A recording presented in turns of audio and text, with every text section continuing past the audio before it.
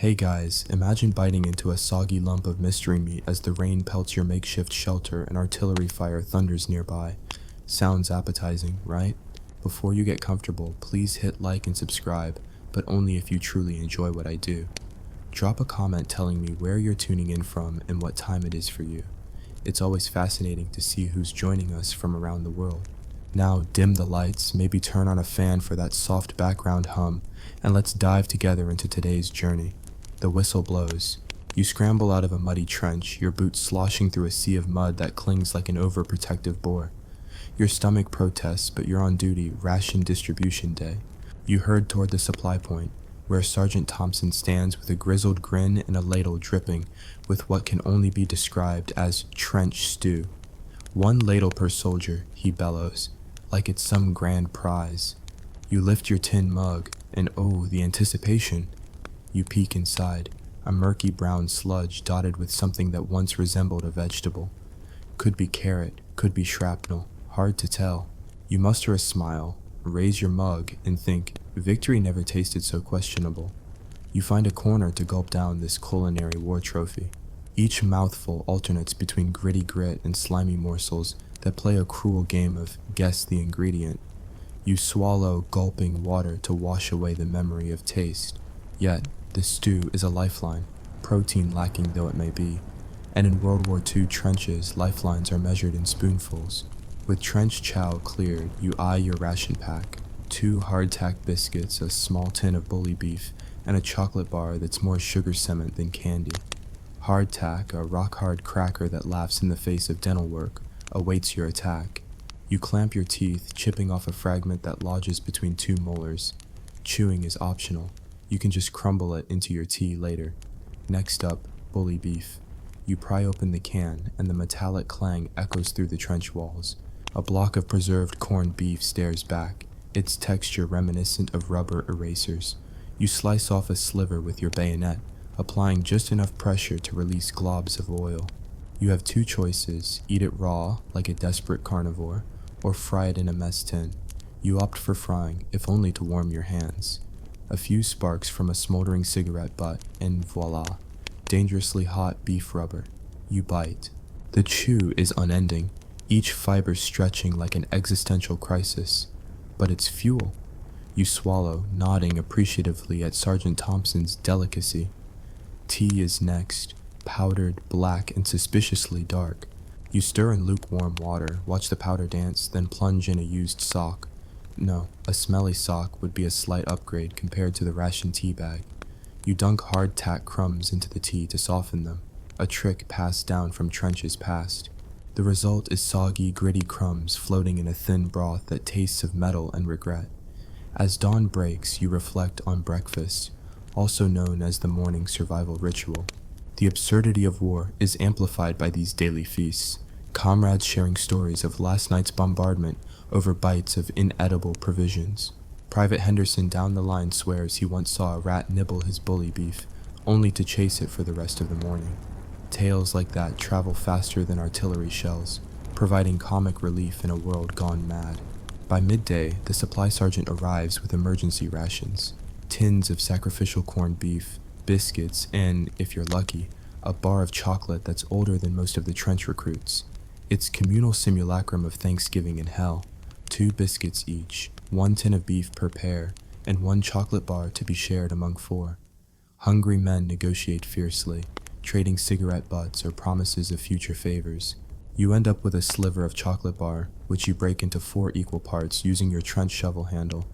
Each piece is more chalk than chocolate, but in that moment, it feels like nectar from heaven. Between bites, you overhear Captain Lawson complaining about his tea being too weak.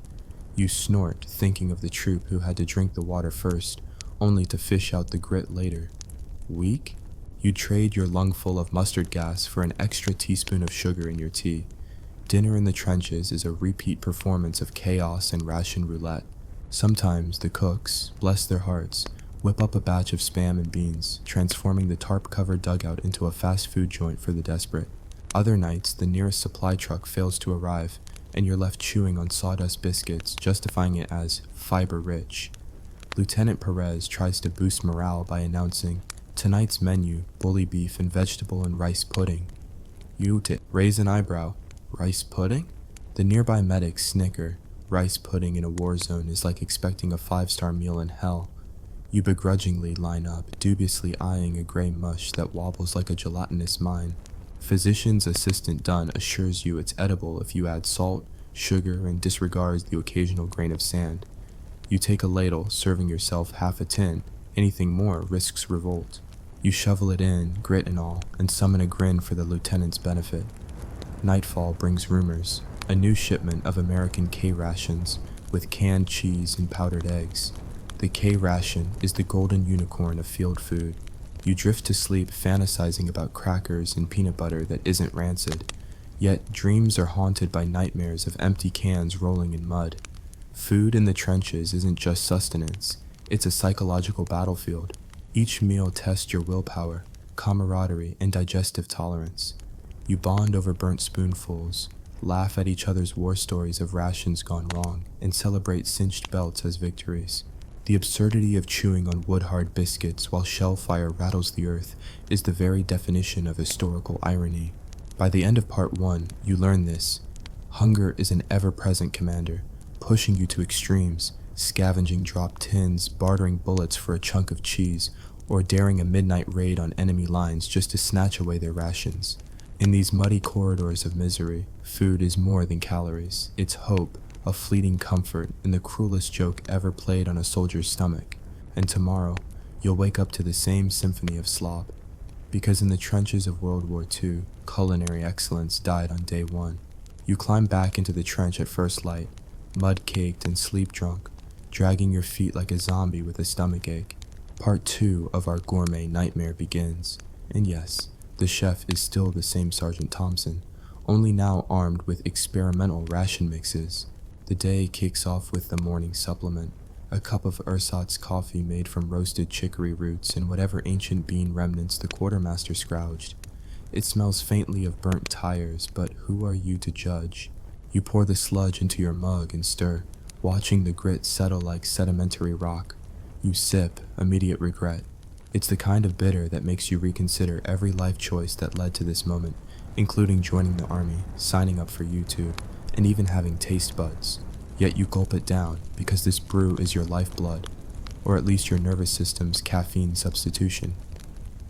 Breakfast redux arrives, tinned fish in gelatin.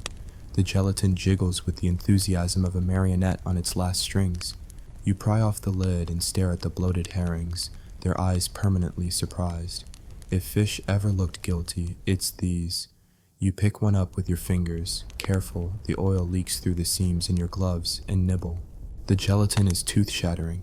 The fish tastes like it's been in that can since Hitler was a corporal. But you swallow, firing off a silent prayer that it's protein and not poison. Mid-morning patrol means you'll be burning calories. Unfortunately, calories you don't have. Between trenches, you scrounge bomb craters for any fallen rations, a dented can of jam, half a loaf of crumbly biscuit, even an empty ketchup packet you hope had a drop stuck inside. You find a tin of condensed milk, soldier's candy, victory. You twist open the lid and dunk in a hardtack shard. The milk gloms on, and you jiggle the cracker to coat it like a donut. Each bite is a sweet reprieve from the relentless saltiness of everything else. For a fleeting moment, you believe dessert exists in war. Back in the trench, you join the Clench Book Club, a misnomer for swapping war stories over stale rations. Corporal Jenkins produces a cigarette and offers a puff in exchange for a nibble of your condensed milk-coated hardtack. You negotiate, 2 bites for 1 drag, and settle in. Jenkins recounts an exotic dish he once inhaled before enlistment. Sushi. You lean in, drooling. He finishes the story, leaves you hanging mid-dream of raw fish. Ever tasted meat that didn't resemble rubber? He taunts. No, Jenkins, never. Lunch arrives courtesy of the mobile canteen, a rickety cart run by Madame Goulash, who insists her special reserve is the pinnacle of field cuisine. Her menu rotates daily between stewed mystery meat and vegetable goulash, both guaranteed to have at least one recognizable ingredient. You choose the stew, a congealed slab you slice into cubes. The smell oscillates between meatloaf and floor cleaner. You spoon a cube into your mouth, chew twice, then swallow. It tastes like the faint memory of flavor you once had. But hey, it's calories. During the lull, you polish off the small bar of Lifesaver chocolate, its name cruelly ironic. It crunches like a rock, yet you savor it, finger wiping the last smudge of sugar. Meanwhile, Private Clark down the trench shows off his deluxe K ration. Freeze-dried fruit, a pouch of peanut butter. Clark must be kin to King George. You stare with envy as he spreads peanut paste across a cracker. Liquid treasure. You try to trade your last spoonful of stew, but Clark gives you a pitying look and tosses you a stale bread roll instead. You pretend it's fine. It's not. By afternoon, the wind picks up, carrying the scent of cordite in desperation. You share your bread roll with your sentry cat, Muffin. Yes, in a trench full of steel and mud, a ragged tabby has taken residence, lapping up stray bits of meat. Muffin rubs against your leg. You scratch her head and tear off a 1/4-inch slice of bread. The crumbs fall into her mouth like wedding confetti. For a moment, the world seems less bleak. Then comes the highlight of part 2, the supply drop by parachute. Crates float down, flapping like wounded birds. You sprint out, feet sucking at mud, and grab one crate before it tips into a shell hole. Inside, 4 cans of Spam and a bag of instant mashed potatoes. You hold them aloft as if they were Olympic torches. The squad circles, eyes shining. We stake out this treasure in the dugout, reverently unwrapping each can. The Spam hairstyles glimmer in the dim light. Your heart throbs.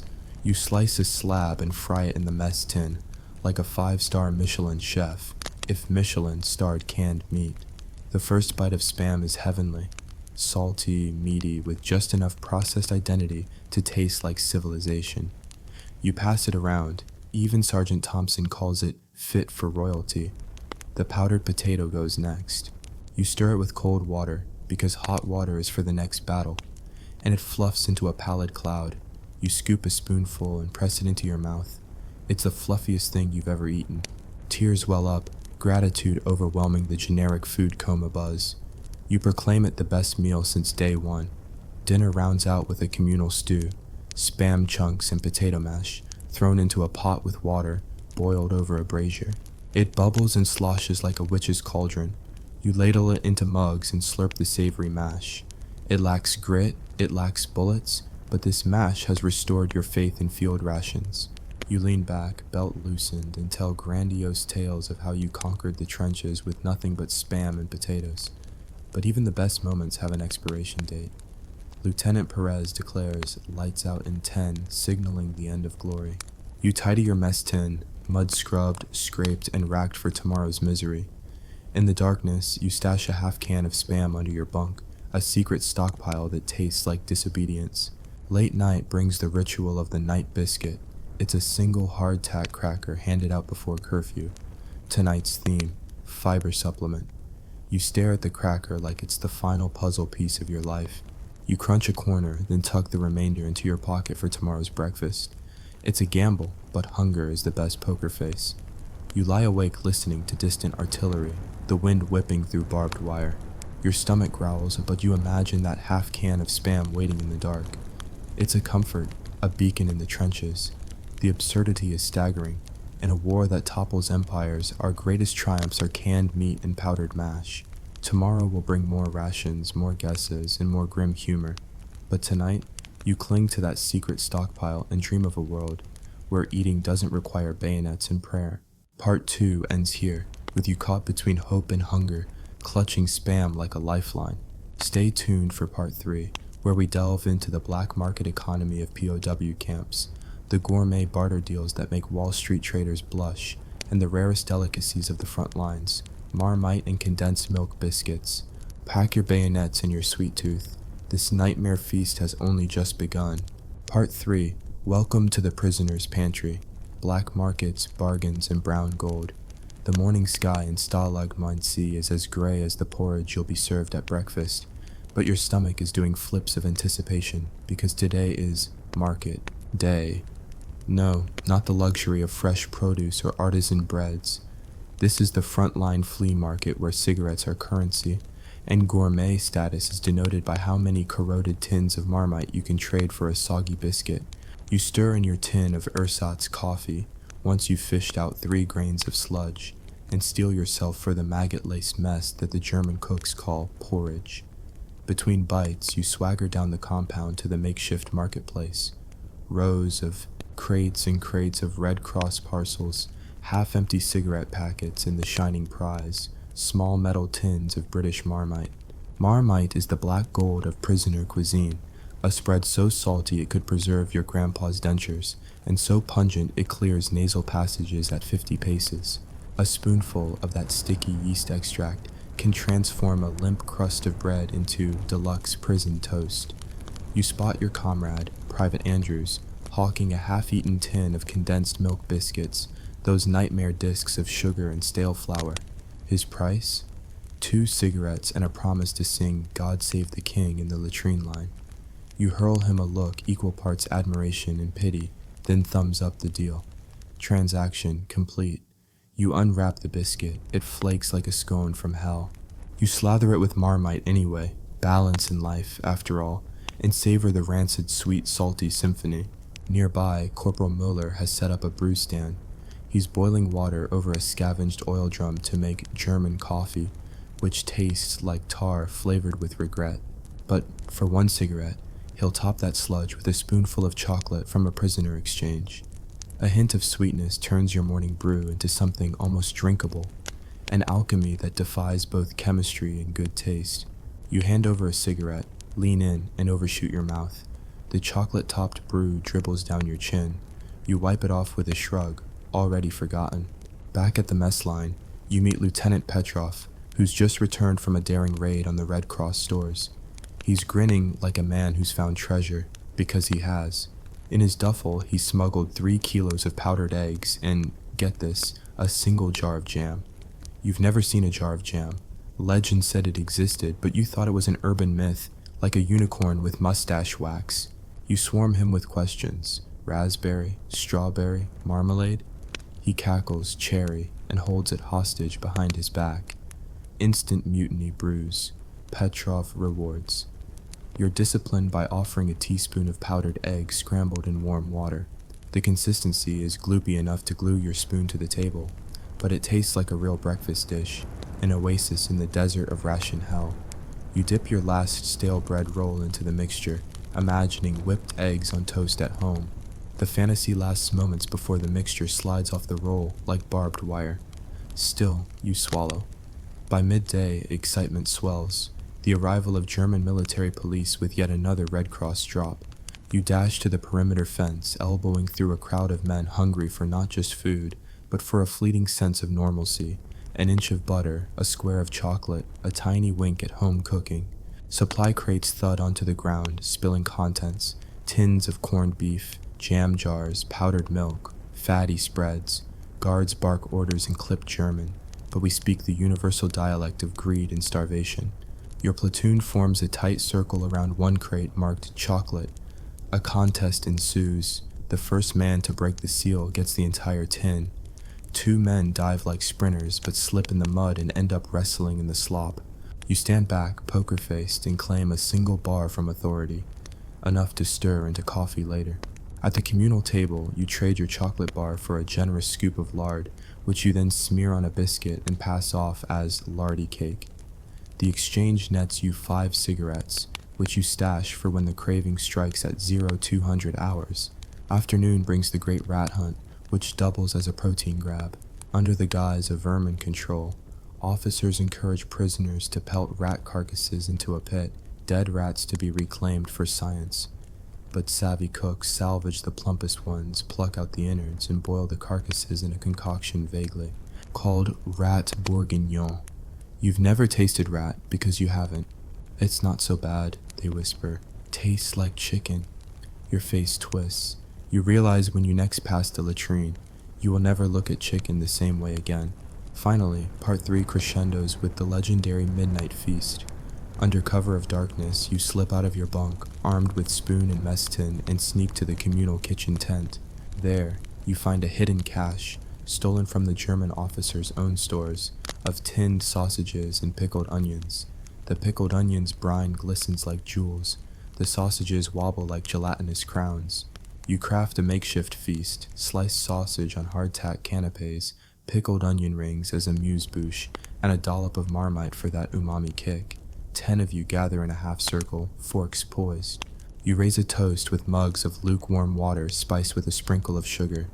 You bite simultaneously, and for a glorious moment, the world stops. The crunch of the hardtack, the snap of the sausage, the fiery sting of the onion, all orchestrate a taste that no POW cookbook could recommend. Laughter ripples through your circle. You feel alive, bold, defiant. The moonlight filters through the canvas, illuminating faces streaked with tears and grime. Then a shout. A guard's flashlight sweeps across you like a goddamn sunbeam of betrayal. You scatter, dropping spoons, kicking over a crate of extra K ration bars. But even as you dash back to your bunks, heart pounding, you carry that fleeting euphoria in your gut. Victory tastes salty, sweet, and slightly pickled. Part 3 closes on that note of reckless camaraderie. In a world designed to starve you of dignity, you find it in stolen sausages, black market Marmite, and the fierce joy of breaking rules for a midnight snack. Up next in Part 4, the final act, how we cooked up escape plans over cups of rancid tea, how an unexpected ally with a secret recipe saved our skins, and how the war's end served us a banquet of bittersweet freedom. Stay hungry, stay hopeful, and remember, in history's darkest kitchens, the boldest recipes are born.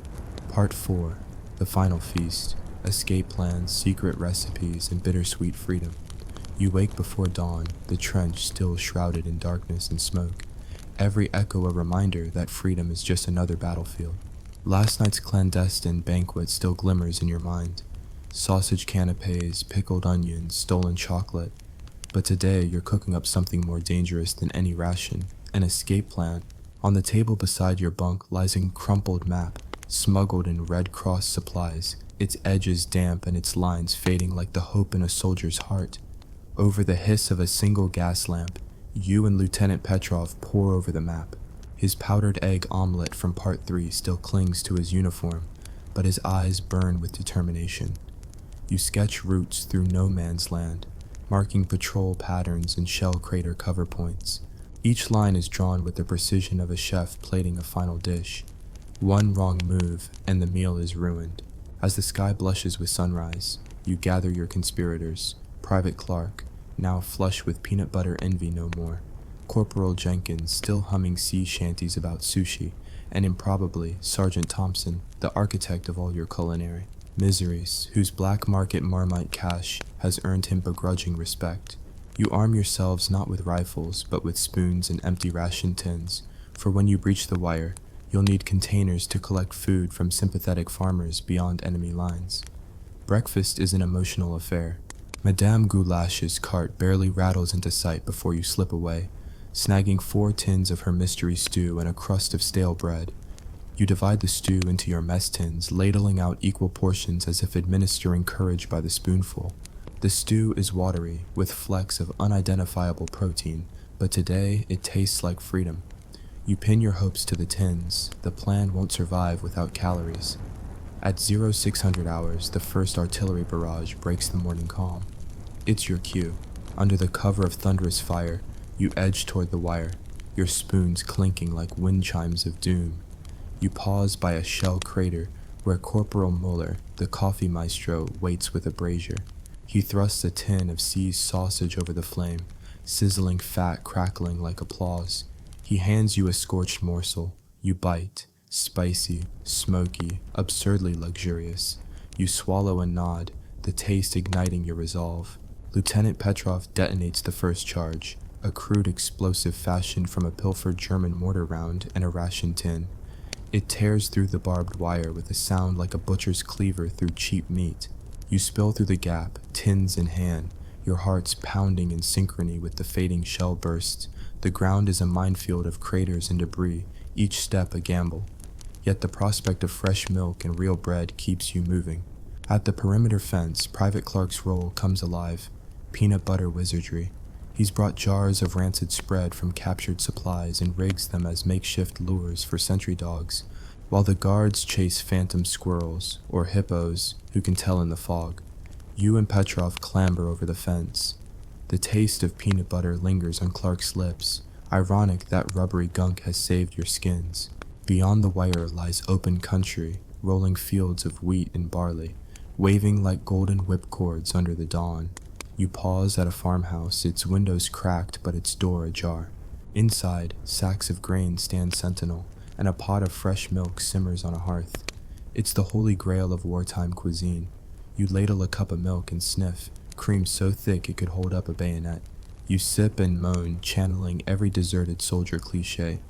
But there's no time for indulgence. The farmhouse belongs to old man Johann, a taciturn peasant who's been watching your unit's comings and goings for weeks. You approach with tins raised in peace. He flinches at first, eyeing Sergeant Thompson's Marmite as if it were radioactive, but relaxes when you offer him a tin of stew and a spoonful of jam. Johann's face crinkles into a grin. He's heard of Marmite, the vile British spread, but never tasted it. He digs into the jam, spreads Marmite on bread, takes a bite, and emits a squeal so high it might summon the Luftwaffe.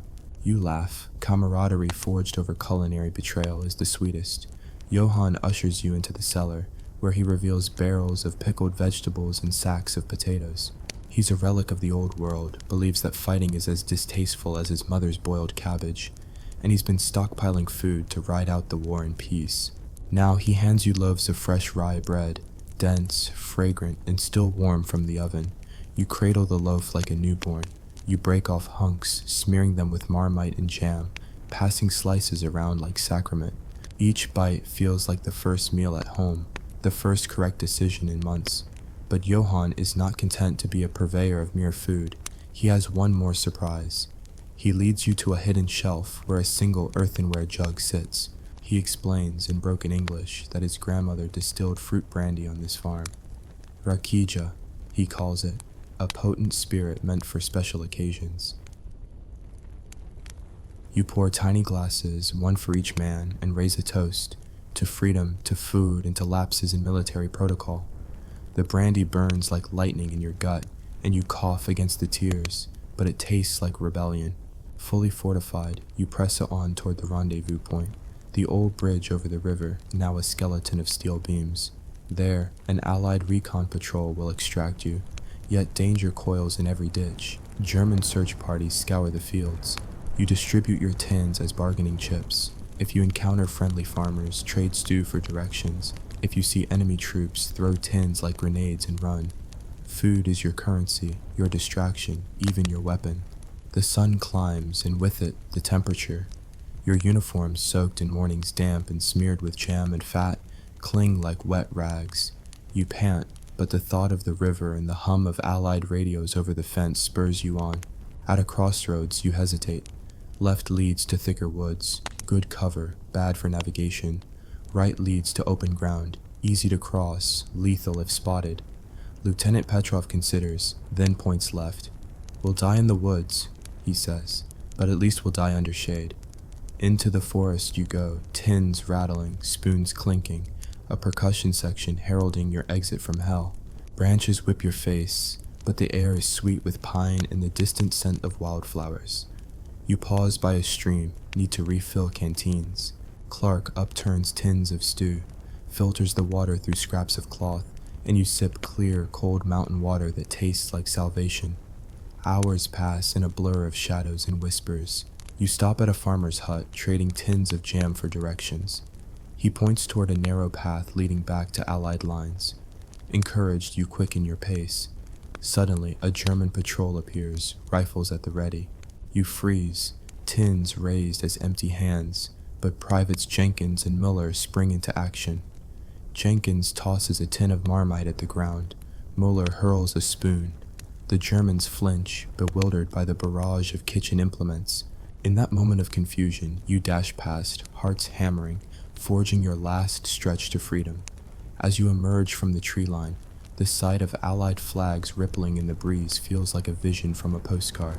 Recon jeeps roar to life. Soldiers leap out to greet you, their faces stricken until they spot your tattered tins and spoons. Then relief floods in. You're safe. You're alive.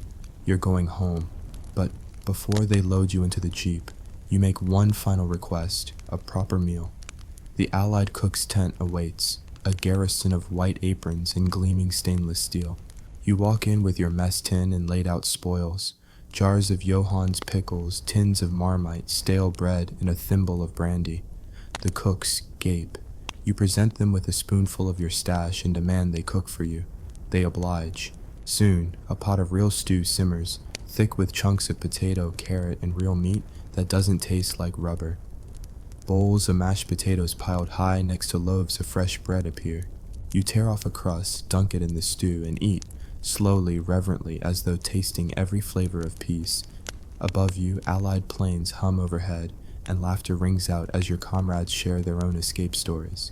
In that moment, surrounded by genuine food and genuine relief, you raise your spoon in a final toast to the trenches where you learn to appreciate every crumb, to the farmers who shared their bounty, and to the secret feasts that kept hope alive. You look at your tins, empty now, dented, battle-scarred, and realize they're more than containers. They're chapter markers in a story of survival and stubborn humor. As the sun dips below the horizon, bathing the tent in gold, you understand that the war may have ended, but its recipes linger. You'll never look at hardtack, Marmite, or rancid peanut butter the same way.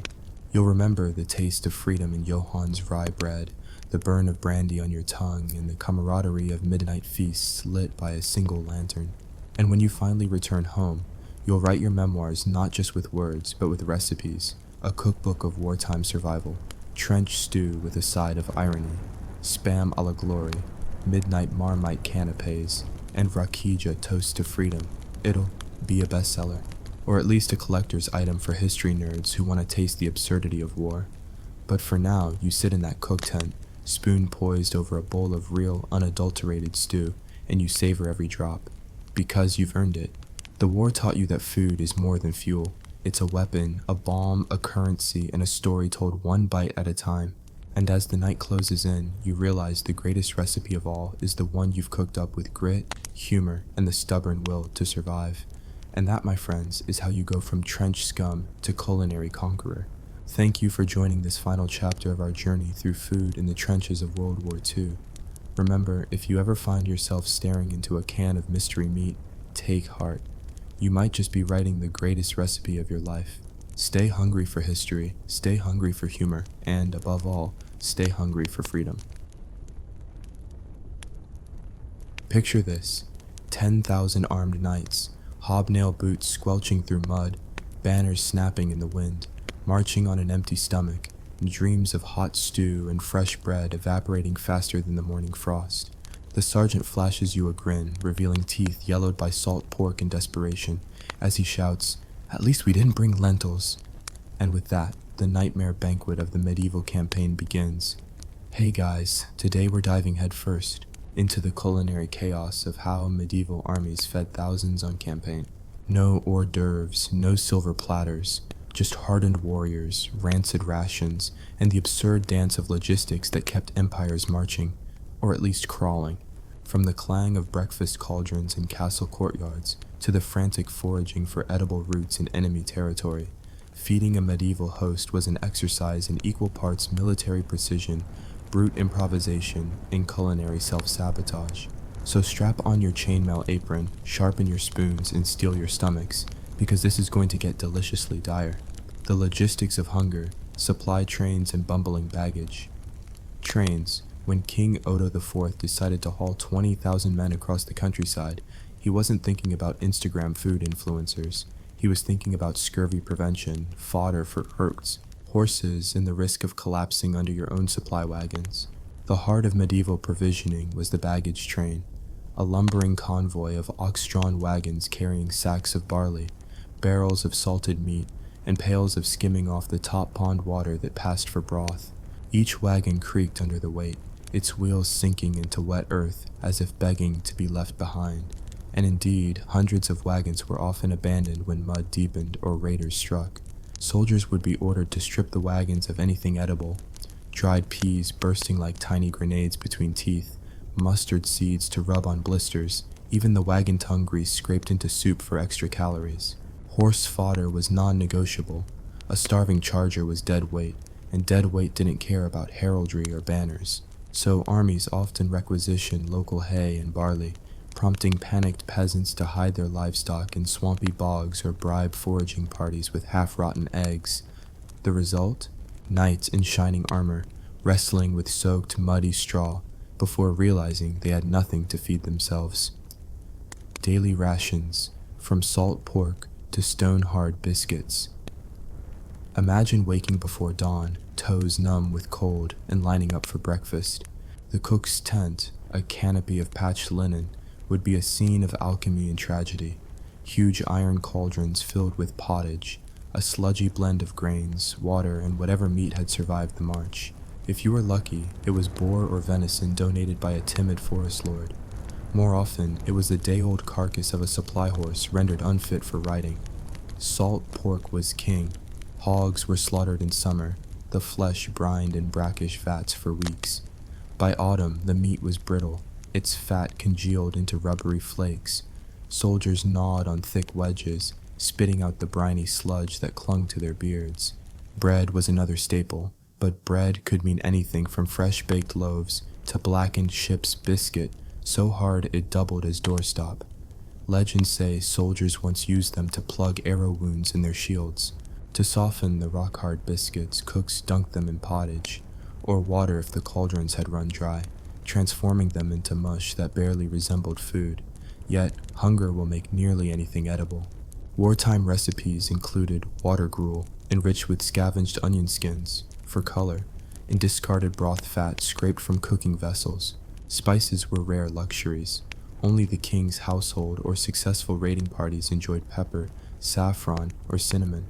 The rest subsisted on wild garlic, nettles, and the occasional smuggled pouch of cumin from camel caravans. Foraging, requisition, and the art of taking without asking.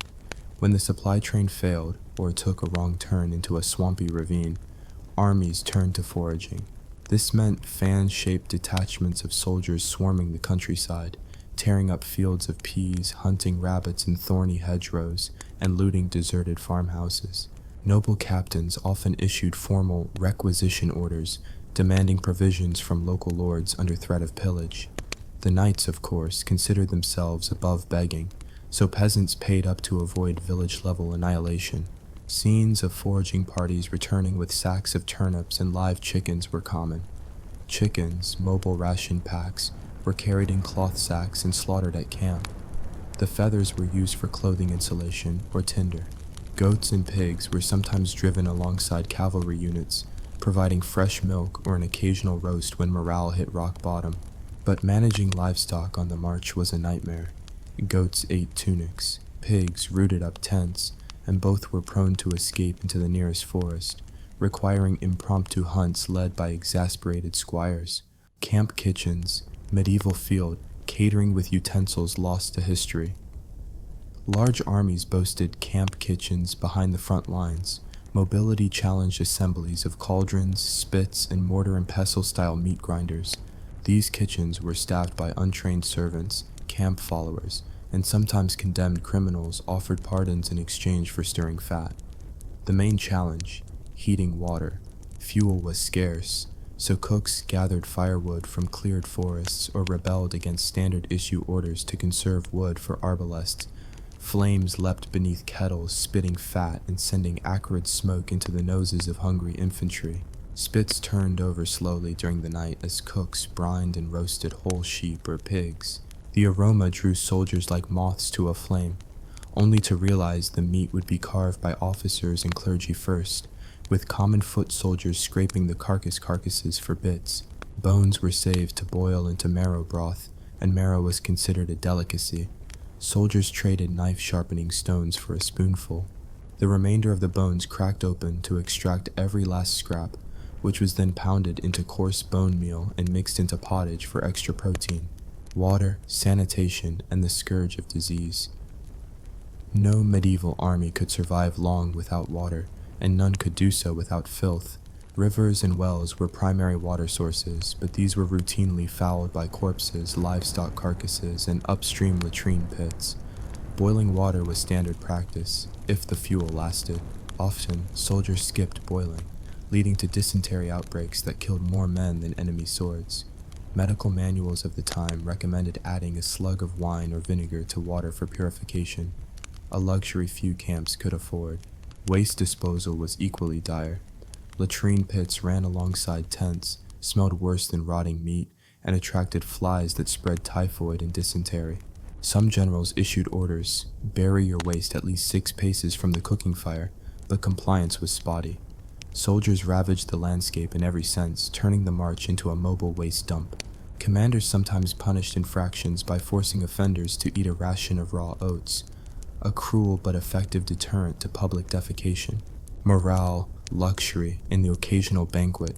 Despite the horrors, every now and then an army manager and a generous noble arranged a field banquet to boost morale. They'd round up live sheep, slaughter them on spot, and invite officers and favored knights to dine in a decorated pavilion. Platters of trotters, tongues, and jellied offal were served alongside imported wine stored in leather barrels. Musicians played lutes and bagpipes. Minstrels recited heroic epics as diners gnawed on greasy bones. These banquets were logistical nightmares. Transporting fresh produce, wine, and precious spices required detaching wagons from the main train, vulnerable to ambush. But the boost in morale was worth the risk.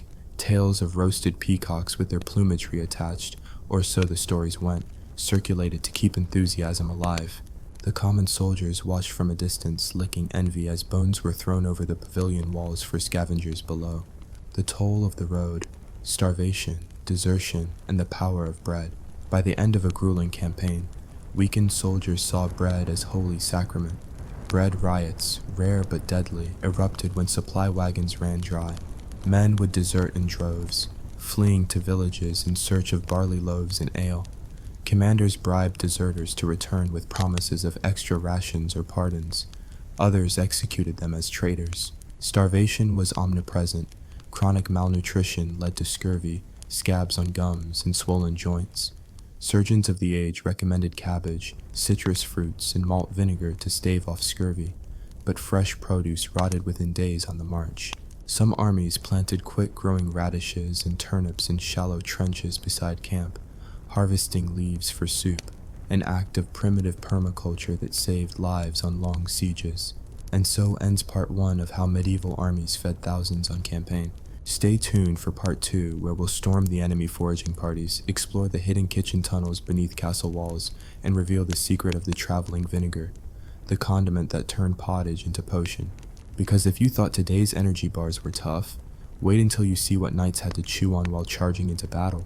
As the sun peaks over ragged tent flaps on day 8 of the march, you shake the last crumbs of yesterday's ship's biscuit from your gambeson and steel yourself for a breakfast that could only be improved by actual food. But today, the supply wagons have gone missing, either sunk in a muddy ravine or nicked by highwaymen, and the commander has declared an immediate foraging expedition on enemy territory. Strap on your helmet, hoist your spear, and prepare to wrest dinner from the jaws of the foe. Literally, your unit forms into a V-shaped wedge, shields locked, pikes bristling like a porcupine on parade. The target, a patch of farmland known for its potato springs and clandestine pigs.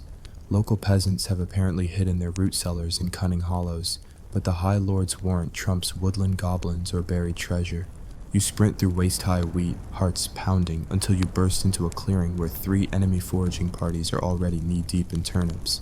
Surprise is brief, torches are seized, shouts ring out, and you charge like a caffeine-deprived bull. Spears thrust to ground-up soil into the feed bags of startled pigs, sending the swine squealing back into hedgerows, and you grab armfuls of turnips and onions instead. Victory smells of earth and sweat.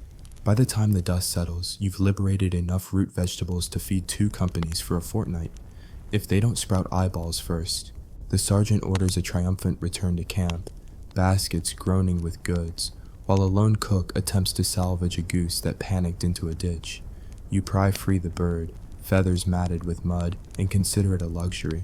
It will be roasted whole tonight, provided the roasting spit still exists under the wagon pile that collapsed last week. Back at camp, the foraging hall is spread like medieval market day. Piles of turnips, sacks of barley, and one bedraggled goose wheezing as if auditioning for a tragic play. The quartermaster moans that there's no firewood to roast the goose, so you improvise. A squad of sappers fells a few saplings, while the cook, a gaunt fellow with a cleaver for a grin, rigs a tripod over a hastily dug pit. He carves the goose's crops out, stuffs them with barley porridge mixed with crushed onions and pepper. Yes, pepper, because a daring spy smuggled a mustard seed pouch last month, and seals it with lard scooped from yesterday's salt pork. You eye the concoction, wondering whether the goose's quiver of claws will improve its flavor, then decide you'll try anything once. While the goose roasts, you turn your attention to the horizon. A thunder of hooves echoes in the distance, enemy cavalry returning from their own foraging spree. You huddle behind wagons, trembling as armored riders thunder past, bellies full of your neighbor's chickens. It's a rude reminder that every victory is stolen by tomorrow's raid. You make a mental note, hide the turnips better next time. Nightfall brings the moment of truth. Sparks dance beneath the spit as the cook turns the goose by hand, basting it in its own drippings. The aroma drifts through the camp like a siren's call. Soldiers abandon their pottage bowls and stagger toward the fire, salivating. Officers fill silver goblets with watered-down wine. You fill your tin cup with barley water and pretend it, too, has nuance. At the table, you carve generous slices of goose, tearing into succulent flesh that's shockingly tender. Your teeth sink through fat and sinew as if history itself had softened for your pleasure. You close your eyes and chew, tasting freedom, rebellion, and the faint crackle of the enemy's humiliation. As the last scraps vanish, the cook tosses goose bones into a cauldron of boiling water. The marrow dissolves into a heady broth, in which he drops the turnip cubes and handfuls of barley. You scoop steaming bowls of this victory soup, each slurp a victory lap for your taste buds. Even Sergeant Thompson, who once served you trench stew so ghastly it should have been classified as chemical warfare, nods approvingly. For a fleeting hour, the grim reality of war recedes behind the warmth of roasted goose and roasted hopes. The next morning, morale is high, too high. The commander announces an ambitious plan: assault the enemy's fortress via secret tunnels. Legend says that beneath the castle walls lies a network of kitchen passages used by castle cooks to smuggle cattle and wine into besieged crowds. Your mission: infiltrate those tunnels, seize stores of grain and salted meats, and open the gates from below. It's the kind of madcap scheme that separates reckless heroes from the comfort of their graveyards. You and a dozen hand-picked convicts turned volunteers descend into the damp tunnel entrance behind a fake pantry door. The smell is a hellish stew of mold, rodents, and fermented cabbage. Torches flicker, casting monstrous shadows on ancient stone walls, scored with carvings of chefs flipping cauldrons. Men gag on the stench as you duck under low arches, following a map drawn in spittle-smudged charcoal. Every now and then, you spot rusted meat hooks dangling from the ceiling, grim souvenirs of the castle's feasting halls. After an hour of crawling, you find the first storeroom. Barrels of salted herring stacked like grim totems. You pry open the lids and a wall of brine fumes assaults you. Rotten bits float lazily. You fish out a few fish, rub off the worst slime, and stuff them into sacks.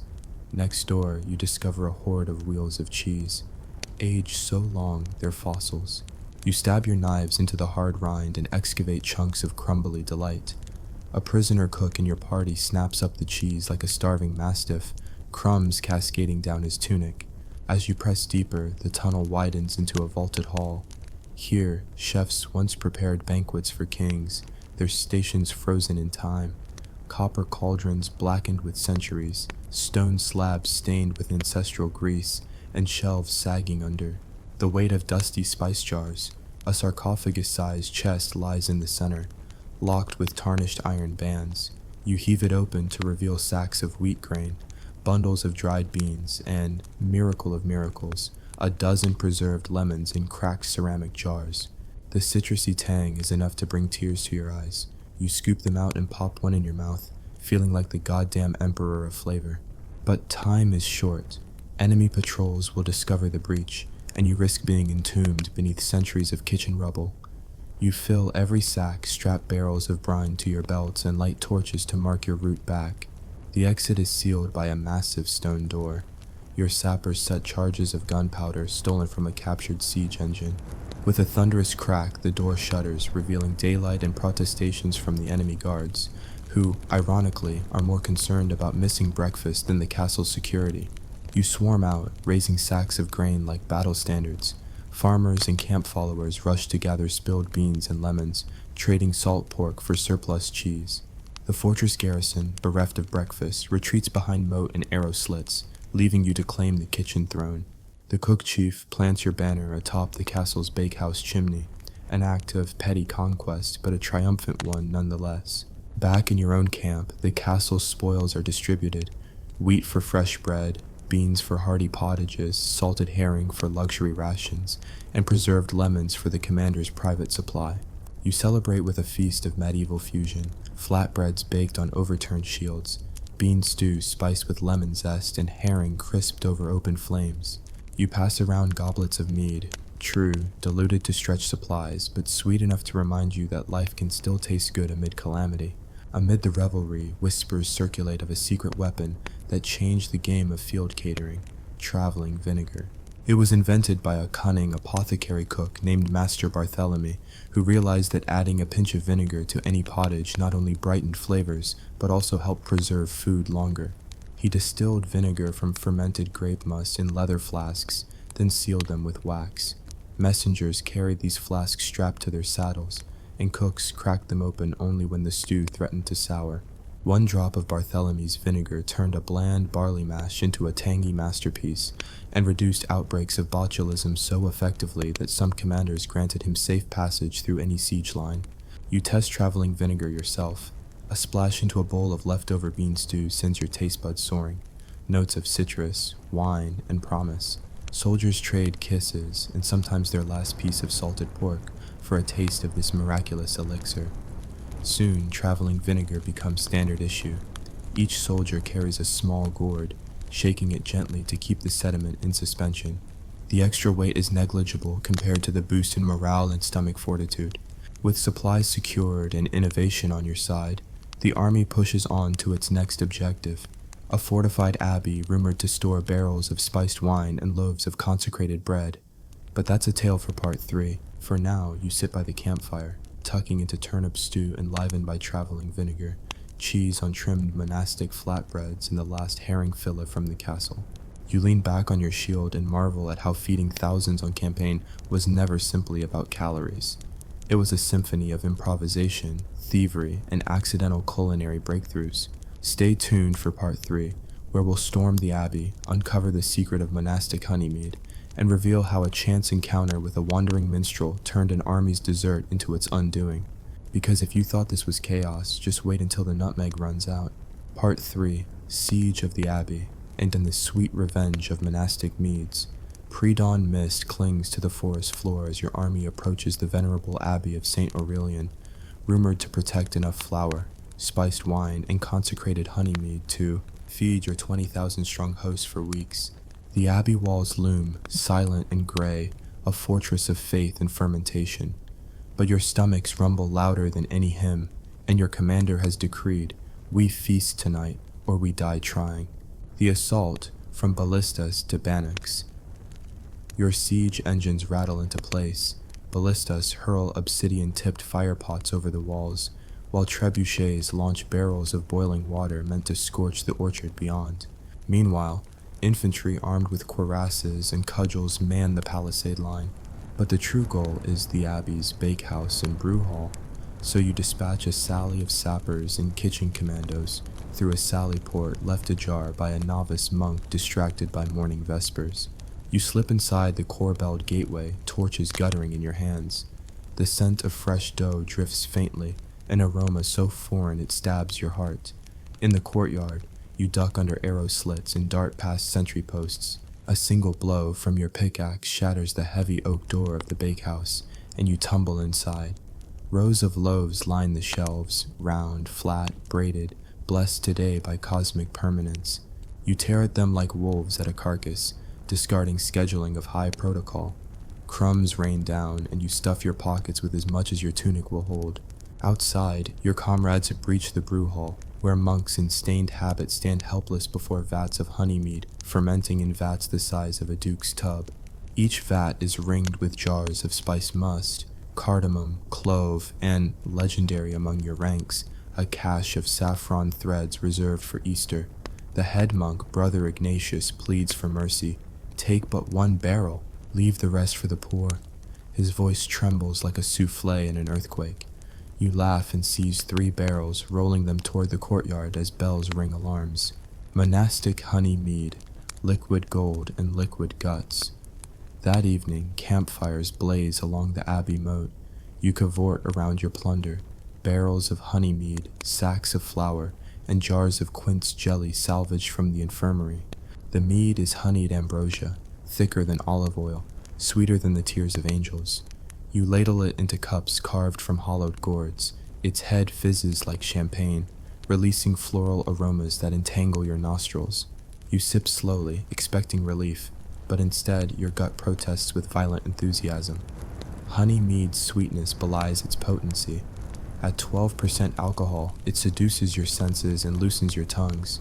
Private Clark gulps 2 cups before serenading the cook's daughter, whom you've never met, into a passionate rendition of the local ballad. Sergeant Thompson topples backward into a crate of spelt flour, emerging like a ghost at the Last Supper. You laugh until tears stream, clutching your sides until stomach cramps remind you that too much sugar and fermentation can be a cruel mistress. Morale rockets, and so do demands for more. The wandering minstrel and the dessert that undid us. Amid the revelry, a traveling minstrel named Marcellus ambles into camp, lute in hand and a bundle of nutmeg at his belt. Marcellus has journeyed from Provence, chasing rumors of the abbey's culinary riches. He offers you a deal, his lute for safe passage and 2 measures of nutmeg, an exotic spice so rare it commands the price of a plow horse. Desperate for novelty, your commander agrees. The minstrel's eyes gleam as he volunteers to prepare a pap dessert, a milk puddle thickened with ground almonds, honey, and a dash of nutmeg. Within the old granary, candlelight flickers on wooden beams as Marcellus stirs the cauldron. You crowd around, noses twitching at the sweet steam. He pours in fresh milk, looted from the abbey's dairy, then adds ground almond paste, local honey, and finally a generous pinch of nutmeg. The spice perfume blooms instantly, warm, woody, intoxicating. He ladles the velvety pap into wooden bowls and passes them around in ceremonial silence. First spoonful, pure heaven. The creamy sweetness coats your tongue. The nutmeg lingers, a perfect balance of sugar and spice. You close your eyes and moan. Second spoonful, paradise. Third spoonful, a fiasco in your bowels, because Marcellus misjudged the spice quantity by an order of magnitude. Nutmeg is a neurotoxin at high doses, and your cup contained half an ounce too much. Within minutes, you stagger, clutching your gut as if it were the enemy's pike. You race for the latrine trenches, your comrades following in piteous symphony. The nutmeg incident goes down in camp legend.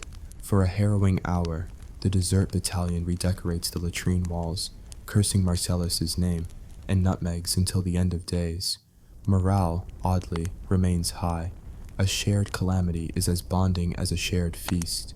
Marcellus slinks away at dawn, loot missing, trousers in tatters, and you vow never to trust a minstrel bearing spices again. Desperate measures reinventing field rations. With flour and grain sacks in hand, the quartermaster issues a new order. Invent rations that stretch farther, waste less, and, ideally, don't require latrine evacuations mid-battle. The cook's daughter, Alawan, volunteers her mother's recipe for hardtack biscuits, hardened so firmly that they can resist any climate, rodents, and even sword strikes. She mixes flour, water, salt, and a secret binder, boiled egg white, and produces flat square biscuits that snap satisfyingly under pressure. You dub them Alawan's armor. Next, you tackle protein. Abbey stores include dried peas and salted fish. You grind the peas coarsely, mix them with flour and fish powder, made by crushing cod bones into a pungent dust, and form patties you fry in minimal grease. The result is camp cakes, dense fish-scented discs that belie their humble origins. They're so heavy you sometimes use them as doorstops, but in a pinch they fill you up. For the cavalry, you develop saddle sausages, dried strips of venison from abbey hunts, ground with fat, packed into casings of cleaned intestines and hung in the sun. They cure over days, turning into dark, firm tubes you can nibble at full gallop. Word spreads fast. French knights trade their silver spurs for 2 saddle sausages apiece. Food as diplomacy, trading with locals. While most of your army gorges and gags, a delegation rides to the nearby village of Vernay, where the Lord Steward awaits. He offers you hens, cheese, and fresh milk in exchange for your Athelstan shields and a promise to spare the town from pillage. You negotiate like seasoned vintners, swapping hams for horseshoes, pickled onions for pikes. By dusk, you leave Vernay stocked with butter, eggs, and fresh vegetables, and the villagers breathe a collective sigh of relief. The new provisions arrive just as your men recover from the nutmeg incident. You feast on omelets made with farm eggs, cheese melted over saddle sausages, and a churned butter spread on Eloin's armor. It's a banquet of peasant soldier diplomacy, proof that a well-timed bribe can feed more men than all the abbey's stores. Scurvy, sweets, and the unexpected gift of greens. Despite abundant honey mead and barrels of wine, scurvy still stalks the camp. The cook's daughter suggests foraging for nettles and dandelion greens, rich in vitamin C, to toss into pottage. You dispatch a green brigade, young squires with sharpened daggers and baskets. They return triumphant, brimming with nettles, wild garlic, and mustard greens. The cook wilts them lightly in butter, folding them into barley porridge. The resulting green gruel is bitter, slimy, and remarkably effective. Within days, scurvy cases plummet, and you declare the Green Brigade heroes of the realm. The final push, feeding an army into battle. Armed with abbey stores, local provisions, and your reinvented rations, your army masses at the hilltop overlooking the enemy capital. The battle tomorrow will demand endurance as much as steel. That evening, you host a last supper for the ranks. Trays of camp cakes, saddle sausages, bowls of green gruel, and cups of honey mead diluted with fresh well water. You stand before the assembled troops, lifting a mug. To hunger conquered, to innovation born of necessity, and to victory ahead, may our foes tremble at the might of our stomachs. A roar rises, echoing through the valley like thunder. You realize that medieval warfare was as much a war of kitchens as of catapults. Feed the army, and you feed morale. Feed them well, and they march farther, fight harder, and sing louder, until history forgets the battles and remembers the meals. Part 3 ends here. In Part 4, we'll chronicle the decisive battle's aftermath, how abandoned enemy cookhouses became heavenly relief stations, how your camp cakes sustained the wounded, and how a final banquet in the enemy capital crowned your campaign with a feast, fit for kings, followed by a banquet so disastrous it almost ended the war. Stay hungry, stay inventive, and prepare for the most outrageous culinary conclusion in medieval history. Part 4, the Feast of Victory and the banquet that almost ended the war. Dawn breaks over the conquered capital, its stone streets silent except for the distant clatter of pots and pans. After the decisive battle, your army stands triumphant, but victory comes with an urgent task. Feed the victors, heal the wounded, and restore order before the spoils of war rot in the summer heat.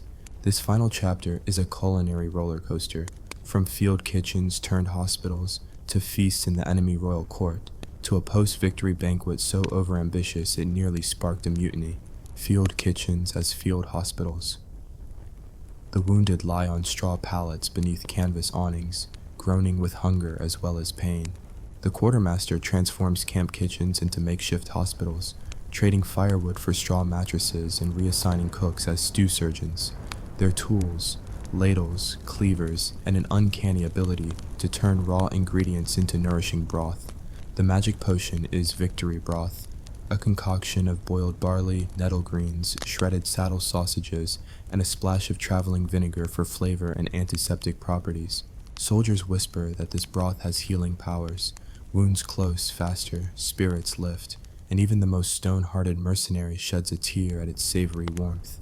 The head cook surgeon, once sentenced to death for stealing a pig, now administers daily dosages to more soldiers than any barber surgeon.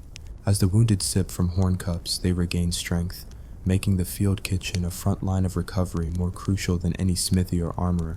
Repurposing enemy cookhouses, with the enemy surrendered, you seize their kitchens, rows of iron cauldrons, benches lined with peppercorns, and spice racks still stocked with saffron, cinnamon, and, most coveted, nutmeg, this time used responsibly. Your engineers rig up camp ovens in the former royal bakehouse, leveraging the enemy's mortar and bricks to bake fresh bread at scale. Blacksmiths convert old blade forges into wood-fired ovens. The clang of hammer on anvil blends with the scent of rising dough. Every man, knight, serf, and camp follower alike, lines up at long trestle tables groaning under the weight of steaming loaves. The bread is soft, crust crisped by coal embers, and it tears in your hands like a newborn champion's favor. You spread it with honey plundered from the abbey, and with ghee boiled down from mule fat. It's a rebirth of civilization. No more ship's biscuits or rock-hard pottage. Just real bread, real sweetness, real victory. The enemy king's banquet, diplomacy over dinner. In a bid to stabilize the newly conquered territory, your commander arranges a banquet at the fallen king's palace. The defeated monarch, draped in finery but stripped of arms, is seated beside your own lieutenants. The hall sparkles with candelabras. Tables are adorned with porcelain goblets and silver platters. Cooks scrubbed clean of camp grime present an array of dishes: spiced boar ragout, pigeon pie with almond paste, glazed carrots, and a salad of wild greens tossed in Bartholomew's traveling vinegar. The king hesitates at first, eyeing the salad with suspicion. It's a fragile army that can't stomach lettuce. Yet as he tastes the ragout, his eyes widen with recognition of flavors long lost in war. A fragile peace is brokered over shared plates, vows to protect local farmers in exchange for grain tributes, assurances that your army will assist in rebuilding granaries, and an agreement that, henceforth, traveling vinegar will be considered ace, neutral commodity traded freely across borders. The banquet ends on a note of cautious optimism and a sudden gastronomic panic. As the main course is cleared, the master of revels wheels in a monumental sugar-pulled centerpiece, a towering sculpture of the city skyline carved from candied nuts and spun sugar. It's a marvel of culinary arts, but the sugar's humidity has melted internal supports overnight. With a faint crack, the centerpiece collapses in a sticky avalanche across the tables, drenching nobles in syrup and shattering goblets.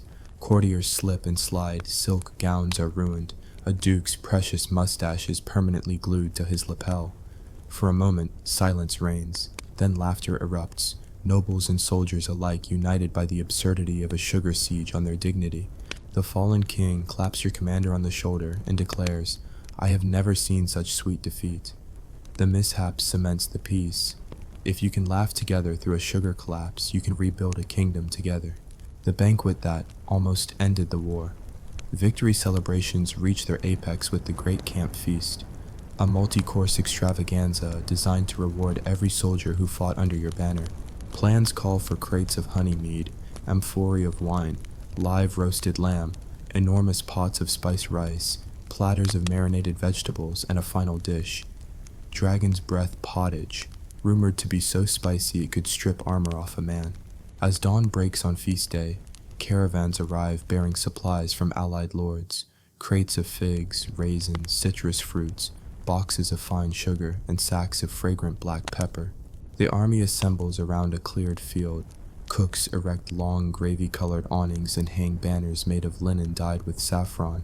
Trumpeters call the troops to attention, and your commander steps forward, goblet raised, to the bravest souls to ever chew a turnip. Eat, drink, and remember that today is ours. The feast begins in glorious chaos. Soldiers tear into lamb legs, gnawing through bones with primal glee. Pigeon pies vanish in seconds. Jugs of wine flow like rivers. But as the sun climbs, two disasters strike in quick succession. The spice spill. A cart of black pepper overturns, sprinkling clouds of fine dust over the buffet. Pepper coats every dish, from sweet rice to roasted vegetables.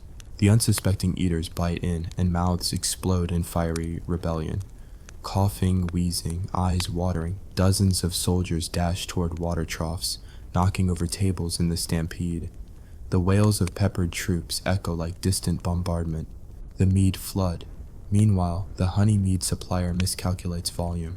A single barrel leaks, flooding the ground beneath the awning. As soldiers slip in the sticky mess, more barrels topple, releasing waves of mead that swamp nearby crates of fresh bread. A mischievous sergeant captures the moment by dumping a full goblet over his lieutenant's head, shouting, The river of victory flows. The lieutenant, soaked and sticky, retaliates by splashing a tray of marinated onions into a cook's face.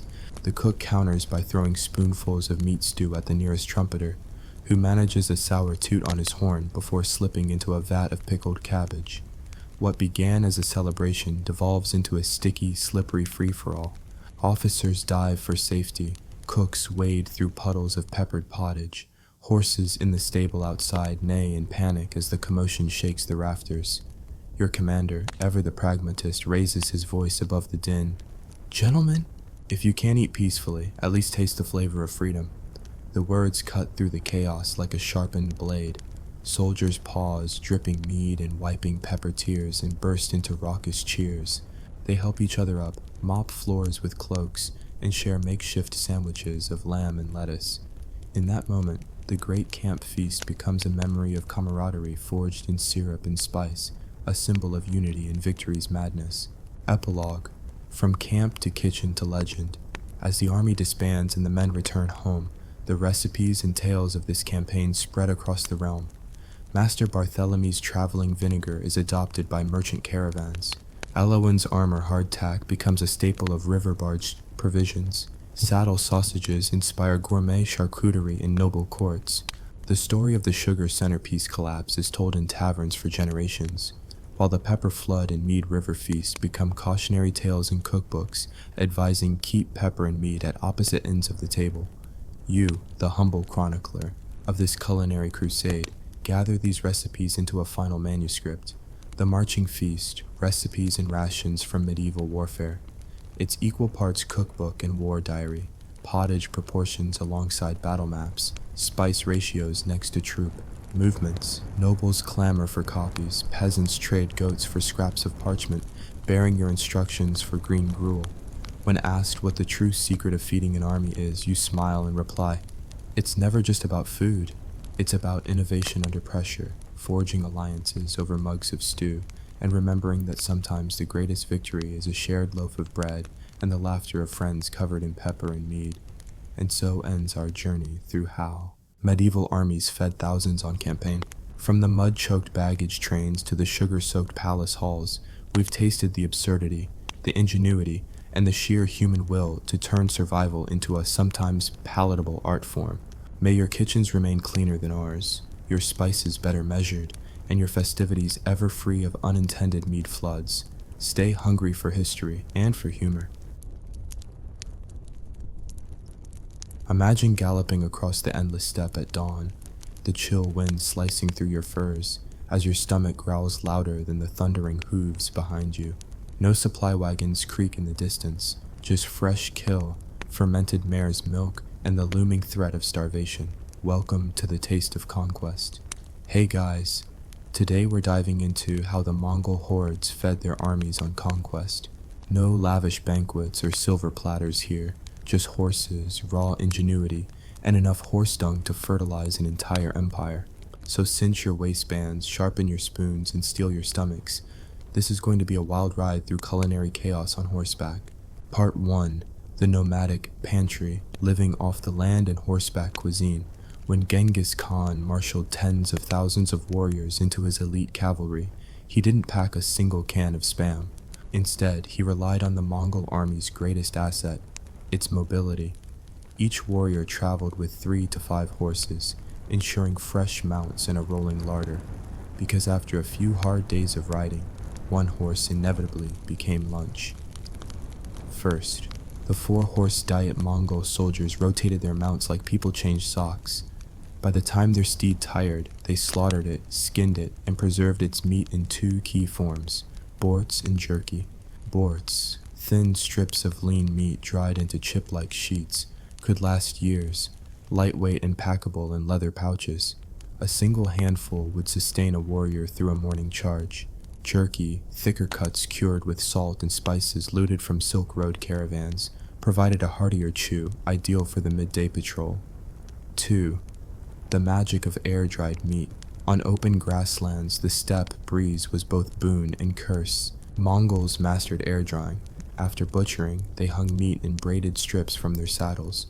The wind whisked away moisture, while the sun's UV rays killed bacteria. No oven required. Within days, raw flesh transformed into boards, hard as parchment, yet dense with protein. Hung high off the ground, the meat remained safe from scavenging wolves, only to be cut into shards and eaten on the go. Moondrum, the fermented elixir. Kumis, forget water bottles. Mongol warriors drank fermented mare's milk, or kumis stored in goatskin flasks. This slightly alcoholic beverage sustained them when rivers froze or wells ran dry. Mare's milk is naturally sweet and low in fat. As bacteria and yeast metabolize lactose, kumis acquired a fizzy tang and about 2 to 3% alcohol by volume. It was both hydration and morale booster. One sip could warm frozen limbs and loosen stiff joints after a night in the saddle. Fourth, on-the-go field kitchens. True to their nomadic roots, Mongols rarely stopped for formal camp kitchens. Instead, each warrior carried a small iron cauldron, kazan, and a handful of dried wood chips tied in bundles. When the column halted, even briefly, warriors lit quick fires under their kazans, simmering chunks of borts or jerky with wild onions, garlic, and foraged herbs like thyme and wild celery. This soupy stew was less a meal and more a morale ritual. The clatter of metal, the fragrant steam, and the warmth seeping through mail shirts. Eindavde, strategic slaughter, planning the next meal. Rather than hunting, Mongols practiced strategic slaughter. Ahead of a major push, their herds would include extra horses earmarked for food. Commanders allocated 1 horse per soldier per week of expected campaigning. When supplies ran low, the order came down. Feed well, victory demands strength. Soldiers butchered the designated mounts in ritual fashion, often slaughtering under starlight to maintain the element of surprise. The fresh meat was quickly cooked or dried, while bones were cracked for marrow broth, considered a superfood for healing wounds and boosting energy. Aravde, valor.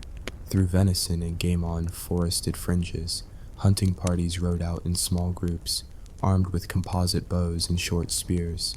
They targeted deer, boar, and even elk, enriched game that supplemented the predominantly equine diet. Boar meat was salted in leather bags, while venison steaks were seared over open flames, creating a prized delicacy that often found its way to the general's table. The spoils of these hunts reinforced loyalty. Share the roast, secure the squad's allegiance. 7. Foraging, the forgotten art. Contrary to the myth of Mongols as mindless pillagers, they respected the land's bounty. Scouts foraged for wild roots, such as ginseng and licorice, to add sweetness to stews, and collected wild fruits like sea buckthorn and juniper berries, both rich in vitamin C to stave off scurvy. Even desert campaigns benefited. The hardy saxaul tree provided resin for flavoring, while tamarisk shrubs yielded edible seeds. Nomadic wisdom turned barren landscapes into gourmet pantries. Itavde, the power of animal fats. In the frosty heights of Central Asia, fuel matters as much as food. Mongols rendered horse and camel fat into blocks of tallow, which served dual roles, cooking medium and lamp fuel. A spoonful of tallow melted over hot stones yielded sizzling grease for frying meat, while shavings lit fires when kindling was scarce. No waste, every bit of the beast fueled the war machine. Divyadi, logistics of dried dairy. Kumis wasn't the only dairy innovation. Mongols skimmed butter from mare's milk, churning it into soft, spreadable oil called syoter. They also dried cheese curds into small pellets, known as hunger, which rehydrated in hot water to form a creamy cheese soup. These dairy pellets were vital for winter campaigning, when fresh milk froze solid. Butavda, psychological warfare, through food. Finally, feeding the army was a psychological tool. When Mongols arrived at a city, they sometimes hung bort strips across the gate. The message, "We eat horses to survive, you eat bread and perish." Civilians, horrified by the idea of horse meat, often surrendered rather than starve under siege. The scent of drying meat wafted across walls, a grim reminder of the steppe's ruthless efficiency.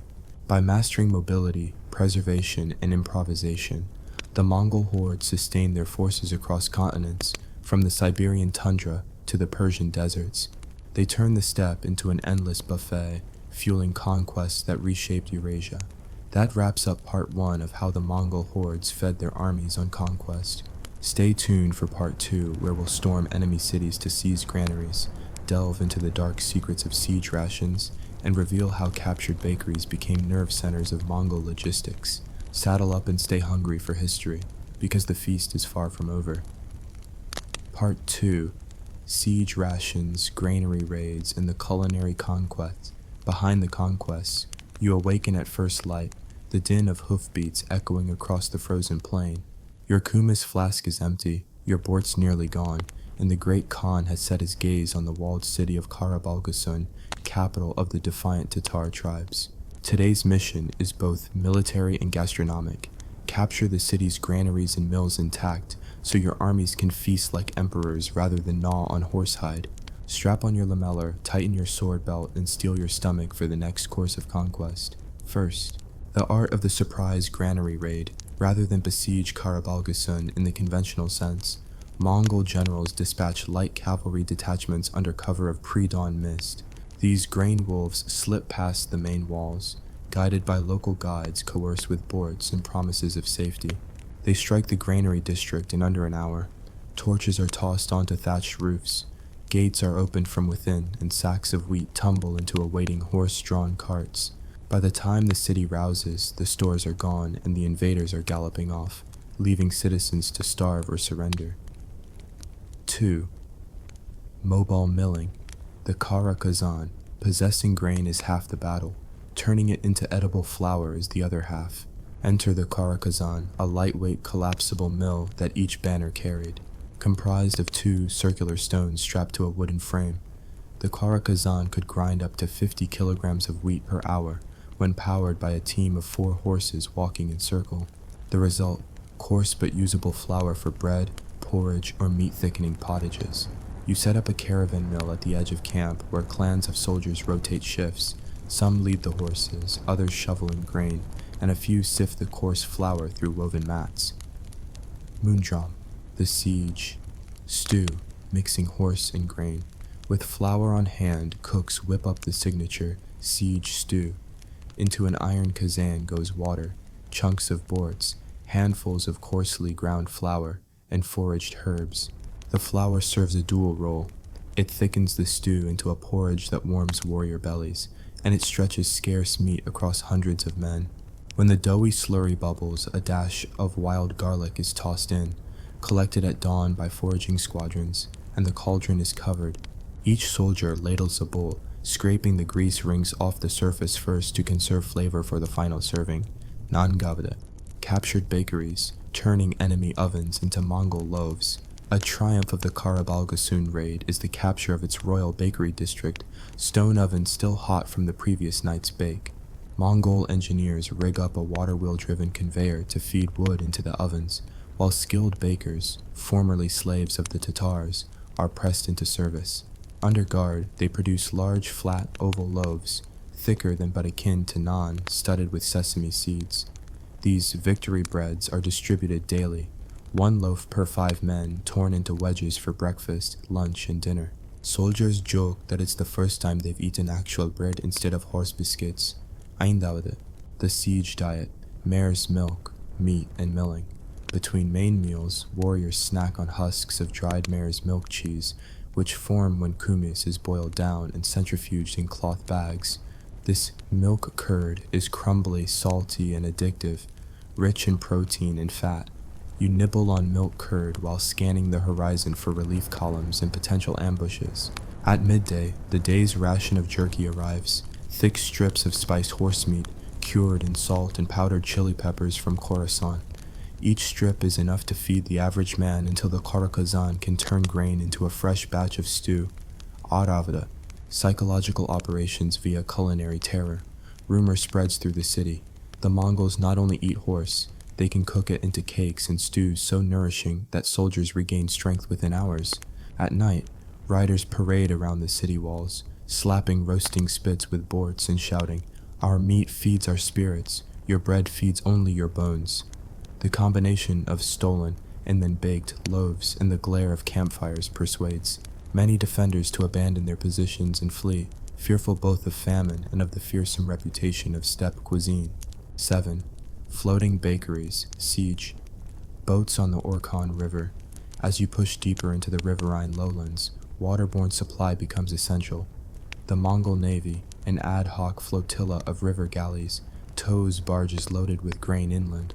On board, portable karakazans grind wheat, while deck-level fiery pits bake small rounds of bread, fresh as the wheat you seized days ago. Soldiers lean over railings, breaking warm loaves and dipping them into stews ladled off the cooking deck. The sight of rations flowing like river water strikes terror into beleaguered garrison towns along the riverbanks. Resistance seems futile when the Mongols can bake on waves. Ittavda, foraging along the Silk Road, requisition and tribute. Conquering a city is one thing, feeding an entire horde and marching hundreds of kilometers is another. Along the Silk Road, Mongol envoys ride ahead to announce safe passage, for a price. Caravan leaders pay tribute in rice, millet, and dried fruits, which feed soldiers and pack animals alike. At stops, foraging detachments scour roadside orchards for apricots, walnuts, and pomegranates, which are pressed into juices or stewed with meat into sweet sour dishes that remind warriors of home. Your bowl of caravan compote brims with fruit preserved in honey brought from Bukhara, luxury that doubles as morale insurance. Divyadi, surprise feast at the siege of Samarkand. When the massive city of Samarkand falls, the spoils include vast cellars of rice, sugar, and Persian saffron. Rather than immediately sending supplies forward, the Khan orders a one-night feast of the conquered, a display of wealth and unity. Long tables hewn from caravan beams are draped with silk, plundered from local merchants. Dishes arrive, saffron rice cooked in butter, bowls of pomegranate glazed lamb, trays of candied melon, and pitchers of chilled sherbet flavored with rose water. Warriors feast while Khans from distant tribes partake, forging alliances over plates rather than battlefield oaths. The next morning, sugar and spice are packed into leather sacks and distributed as future rations. Every man takes home a pouch of sweet memory. Batavda, wintering in the mountains, mountain mutton and stone ovens. As snows descend, the Mongol army retreats to highland pastures. Food becomes scarcer. Bortz is frozen solid, kumis ferments too slowly in the cold, and barley fields lie buried.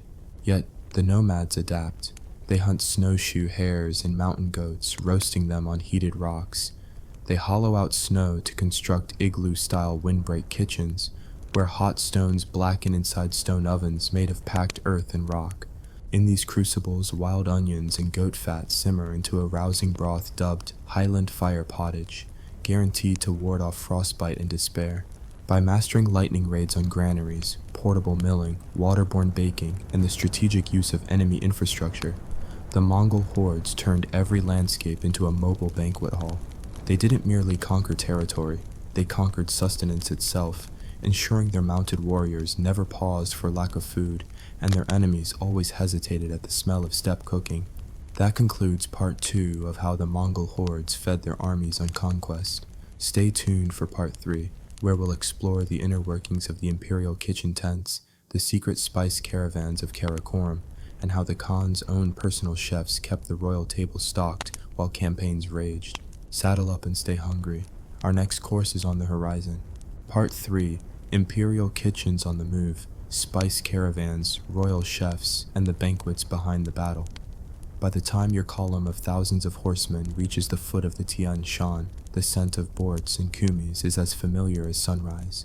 Yet behind the thunder of hooves lies a quieter symphony, the clatter of copper pots, the hiss of embers under iron kettles, and the carefully guarded whisper of spice masters who ensure that even the great Khan's private table never sees boiled. Horsehide twice. 1. The Khan's mobile palace, the Ik Ordo kitchen tent. At the heart of every Mongol campaign marched the Ik Ordo, the Great Court, a cluster of majestic felt yurts reserved for Genghis Khan and his closest advisors. One yurt, larger than the rest, was dedicated entirely to the imperial kitchen. Its walls were lined with rows of lacquered chests containing porcelain bowls, looted from Khwarezmian palaces, and silken pouches of clandestine spices. Inside, a rotating staff of 80 personal cooks, scullery boys, and eunuch stewards toiled ceaselessly, transforming field rations into regal feasts. Infrastructure on the steppe. engineers rigged portable braziers fueled by camel dung and compressed sawdust blocks. Above each brazier, adjustable iron grates held cuisine pots of various sizes. Bellows stolen from Chinese foundries pumped air through blown leather tubes to stoke the flames. Culinary hierarchy. Down below, the senior master of meats directed butchers in the ritual slaughter of a designated noble steed, ensuring the cuts reserved for the Khan's table never saw the draft of saddle. Meanwhile, the spice herald, a eunuch entrusted by the Khan himself, oversaw the secret spice stores, unlocking saffron, cinnamon, and rare Tibetan pepper only under imperial seal. Each morning before dawn, the master of meats would present the Khan with a dish of Mongol carpaccio, wafer-thin slices of raw horse tenderloin, drizzled with cold-pressed camel oil and dusted with smoked salt. It was said to sharpen the Khan's senses, though historians suspect it mostly reminded him that he was omnipotent. Dusra, the secret spice caravans of Karakoram. While light cavalry raided granaries and mills, a parallel network of small caravans snaked behind the main army. These were the spice wolves, unarmed wagons disguised as nomadic encampments, each pulled by 3 sturdy yaks. Their mission, to smuggle luxury seasonings from every corner of Eurasia into Karakoram's imperial kitchen and beyond. Roots and Rooses, disguised as pilgrims or wandering shamans, spice merchants traveled under the protection of a Khan's edict. They slipped through Tangut passes and circled westward to India, returning laden with cloves, black pepper, long pepper, and turmeric, all tucked inside hollowed camel bones to fool customs dogs. Price of flavor: a single pouch of Malabar black pepper cost as much as a warhorse. Yet, the Khan decreed that no feast for visiting foreign dignitaries could omit the signature golden pepper sauce, a blend of ground pepper, crushed juniper berries, and fermented mare's milk, reduced to a tangy cream. Spice labs on wheels. Each spice caravan carried a portable taster's lab, a folding board of porcelain test plates, miniature mortars and pestles, and tiny vials of oils. Spice masters would test for freshness and for potential poisoning by rival courts, before distributing seasonings to the kitchen tents or the Khan's personal saddlebag.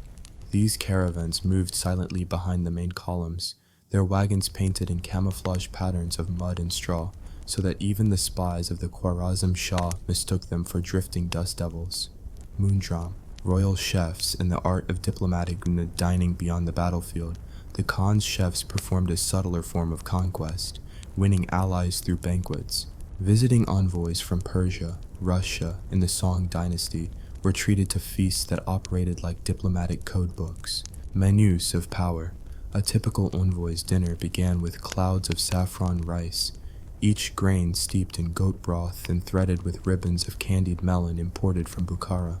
Next came dappled saiga steaks, slices of antelope meat marinated overnight in fermented mare's milk and wild garlic, then seared over pistachio shell embers. The ritual of presentation. Chefs carved meat sculptures, phoenixes with pepper beet crests, deer antlers wrapped in silver leaf, that were wheeled in on wheeled platforms by eunuch valets. Every dish was accompanied by a serving of nourishing broth, guaranteed to settle even the most anxious belly after a long diplomatic exchange. Record-keeping, minute tablets recorded every recipe, ingredient origin, and cook's name. These records filled ledgers that rivaled military dispatches in importance. If the Song dynasty offered a marriage alliance, the Khan's scribes could reference how many cloves went into each imperial porridge and ensure consistency across the far-flung empire. Through shared meals, the Mongol court forged codependent relationships. Tributary states prized access to the Khan's spice caravans more than gold, and foreign diplomats envied the stability of a camp where every grain of grain was accounted for. Nangavda, barrel houses in the science of cellaring. In cooler valleys, especially near the Orkhon River, Mongol logisticians established makeshift barrel houses for cellaring provisions. Construction, underground pits lined with timber planks and insulated with thick felt layers buried under earth. Above-ground platforms held barrels of fermented mare's milk, sheep's yogurt, and even willow sap, a rare springtime tonic believed to ward off fevers. Temperature control. Ingenious well shafts diverted icy meltwater into subterranean vents, lowering the pit's temperature by 10 degrees Celsius.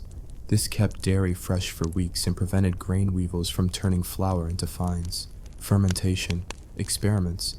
The Khan's alchemists experimented with turning millet into beer, using wild yeast strains harvested from plum orchards near Karakoram. Though the resulting brew was thick and sour, warriors claimed its death's head foam bolstered courage before night assaults. The barrel houses were guarded as jealously as armor stores. Any breach meant not only rancid food, but also the collapse of morale in sub-zero campaigns. Eindavde, luxury rations, candied fruits, nuts, and the quest for variety. While borts and jerky formed the campaign staples, Mongol commissaries prized small luxuries to break the monotony. Dried apricots and plums, harvested in Fergana and Kashgar, sun-dried until leathery and sweet. Soldiers argued over rations, 4 halved apricots per man per month, with extra given to scouts returning from particularly long reconnaissance missions. Roasted nuts, walnuts, almonds, and pistachios traveled in wax-sealed pouches.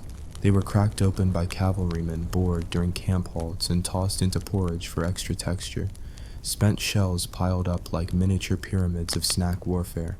Preserved melons, watermelon and cantaloupe cut into slabs, cured in salt and coated with millet flour to draw out moisture, resembling the modern idea of fruit leather. These were prized when the summer heat made plain kumis cloying. Officers often flaunted these treats, using them as bribes for extra horses or to coax out intelligence from local villagers. The rumor that scouts traded a single candied plum for an enemy cavalry parade schedule spread like wildfire, testament to the power of sweetness in war. Aravde, the mobilized bakery, naan, bolani, and urgench flatbreads. Capturing city bakeries was only half the battle. Replicating them on the move took ingenuity.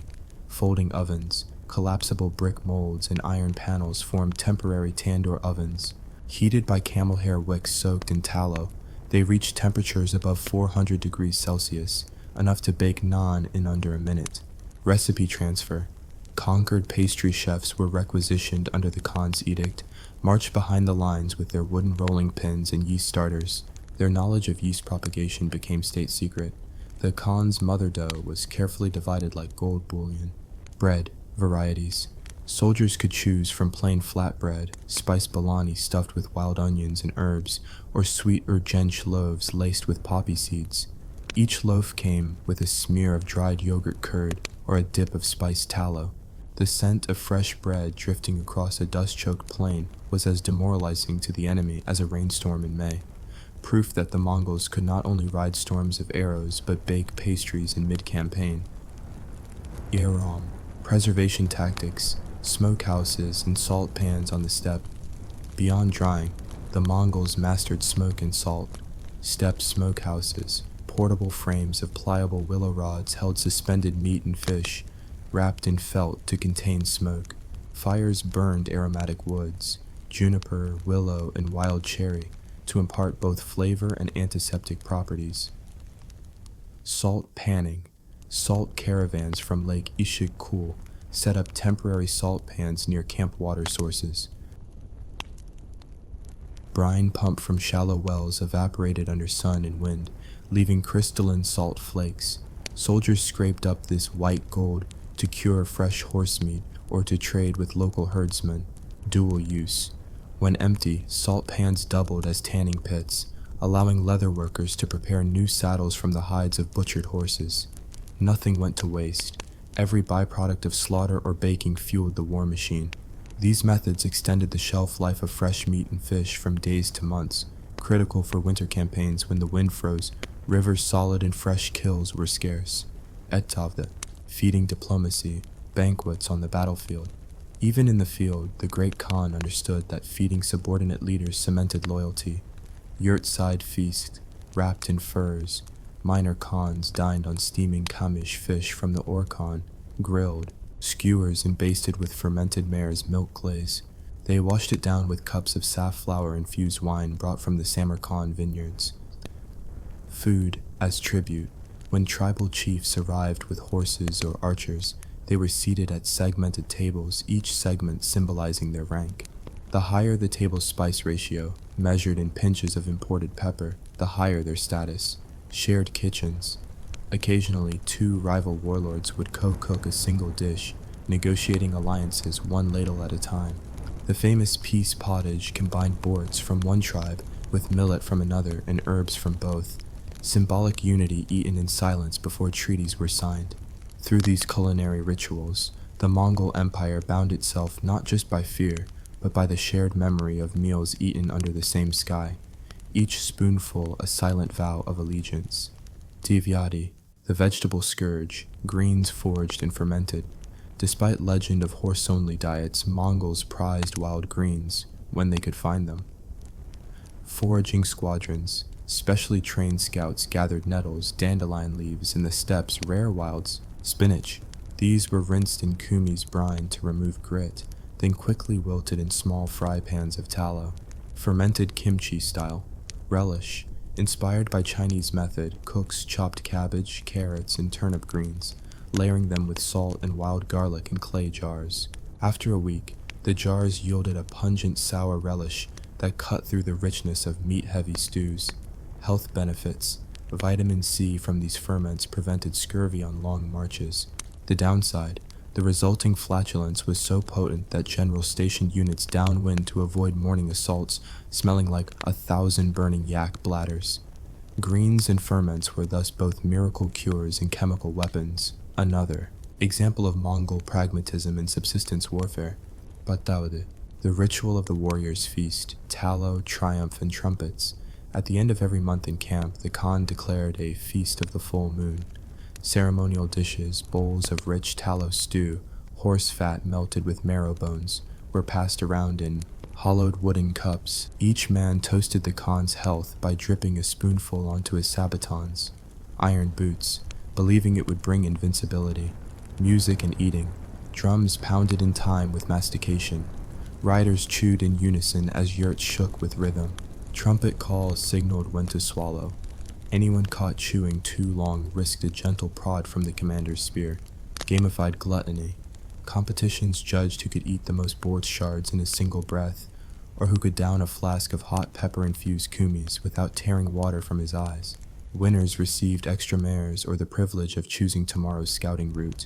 These feasts reinforced discipline, loyalty, and the absurd notion that eating like a barbarian could be the pinnacle of civilization. Part 3. Conclusion. Thus the Mongol hordes elevated logistics to an art form. From the great court's silk-lined kitchens to the secret spice caravans of Karakorum, from collapsible bakeries rolling across rivers to smokehouses plumed with savory clouds, they conquered both the battlefield and the banquet table.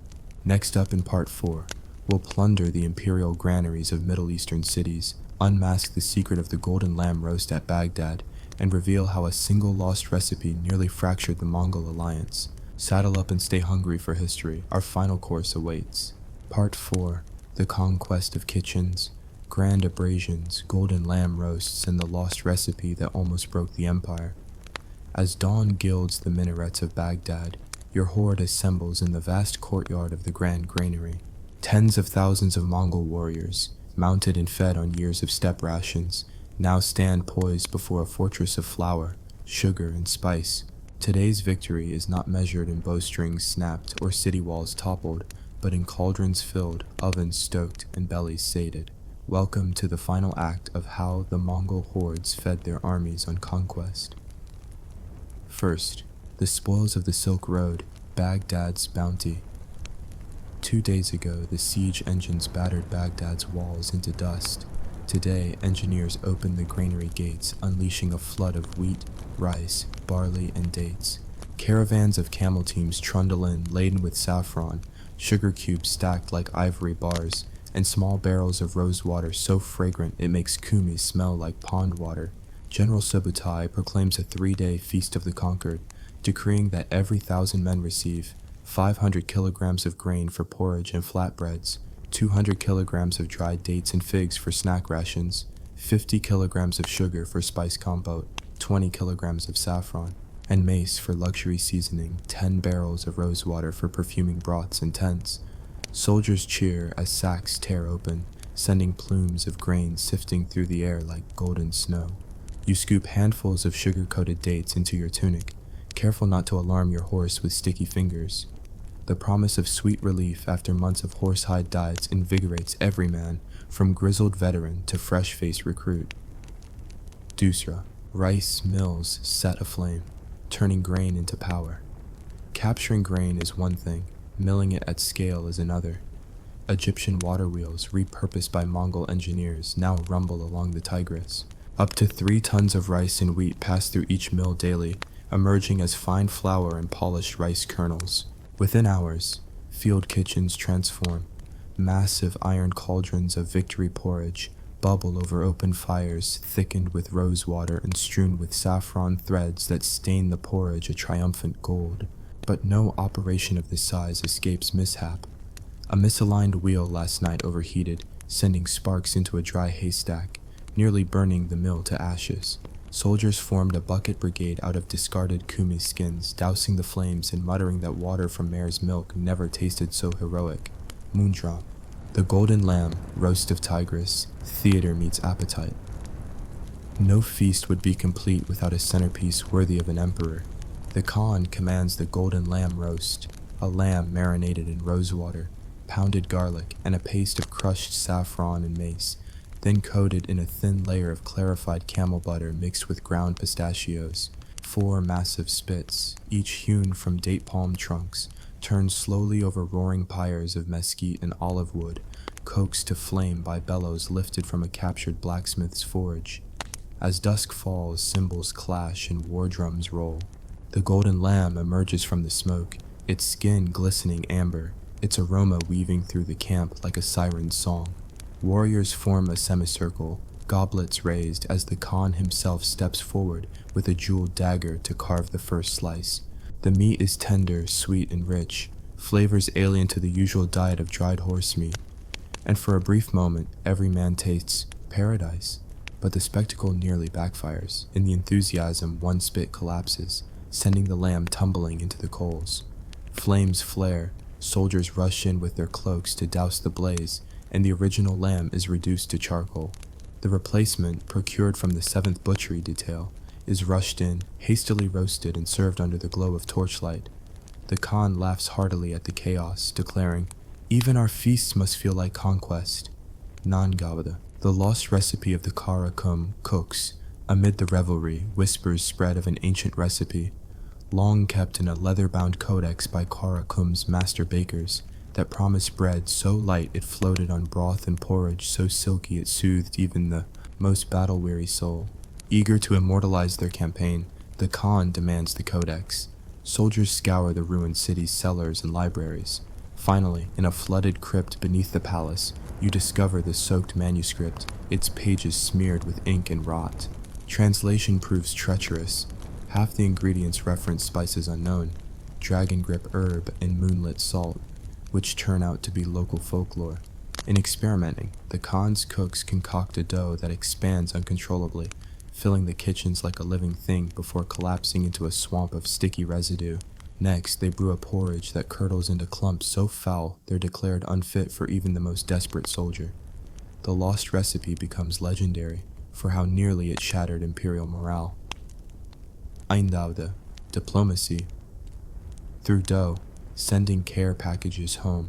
To maintain loyalty among distant tribes, the Khan orders care caravans laden with rice loaves, honey-drizzled biscuits, and saffron-infused porridge flakes, bound for the remote camps of allied Khans. Each caravan travels under escort, the treats wrapped in velvet and cardamom sachets to preserve freshness.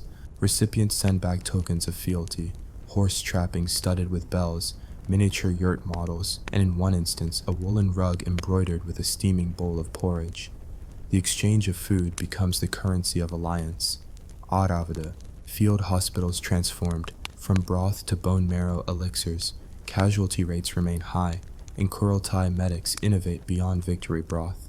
They crush sheep bones to extract marrow, mix it with rose water and wild garlic, and boil it into a restorative bone marrow elixir. Wounded soldiers report faster healings and improved appetite, possibly placebo, possibly potent. Surgeons dub it Ka'ani's nectar and carry flasks of the elixir into every skirmish.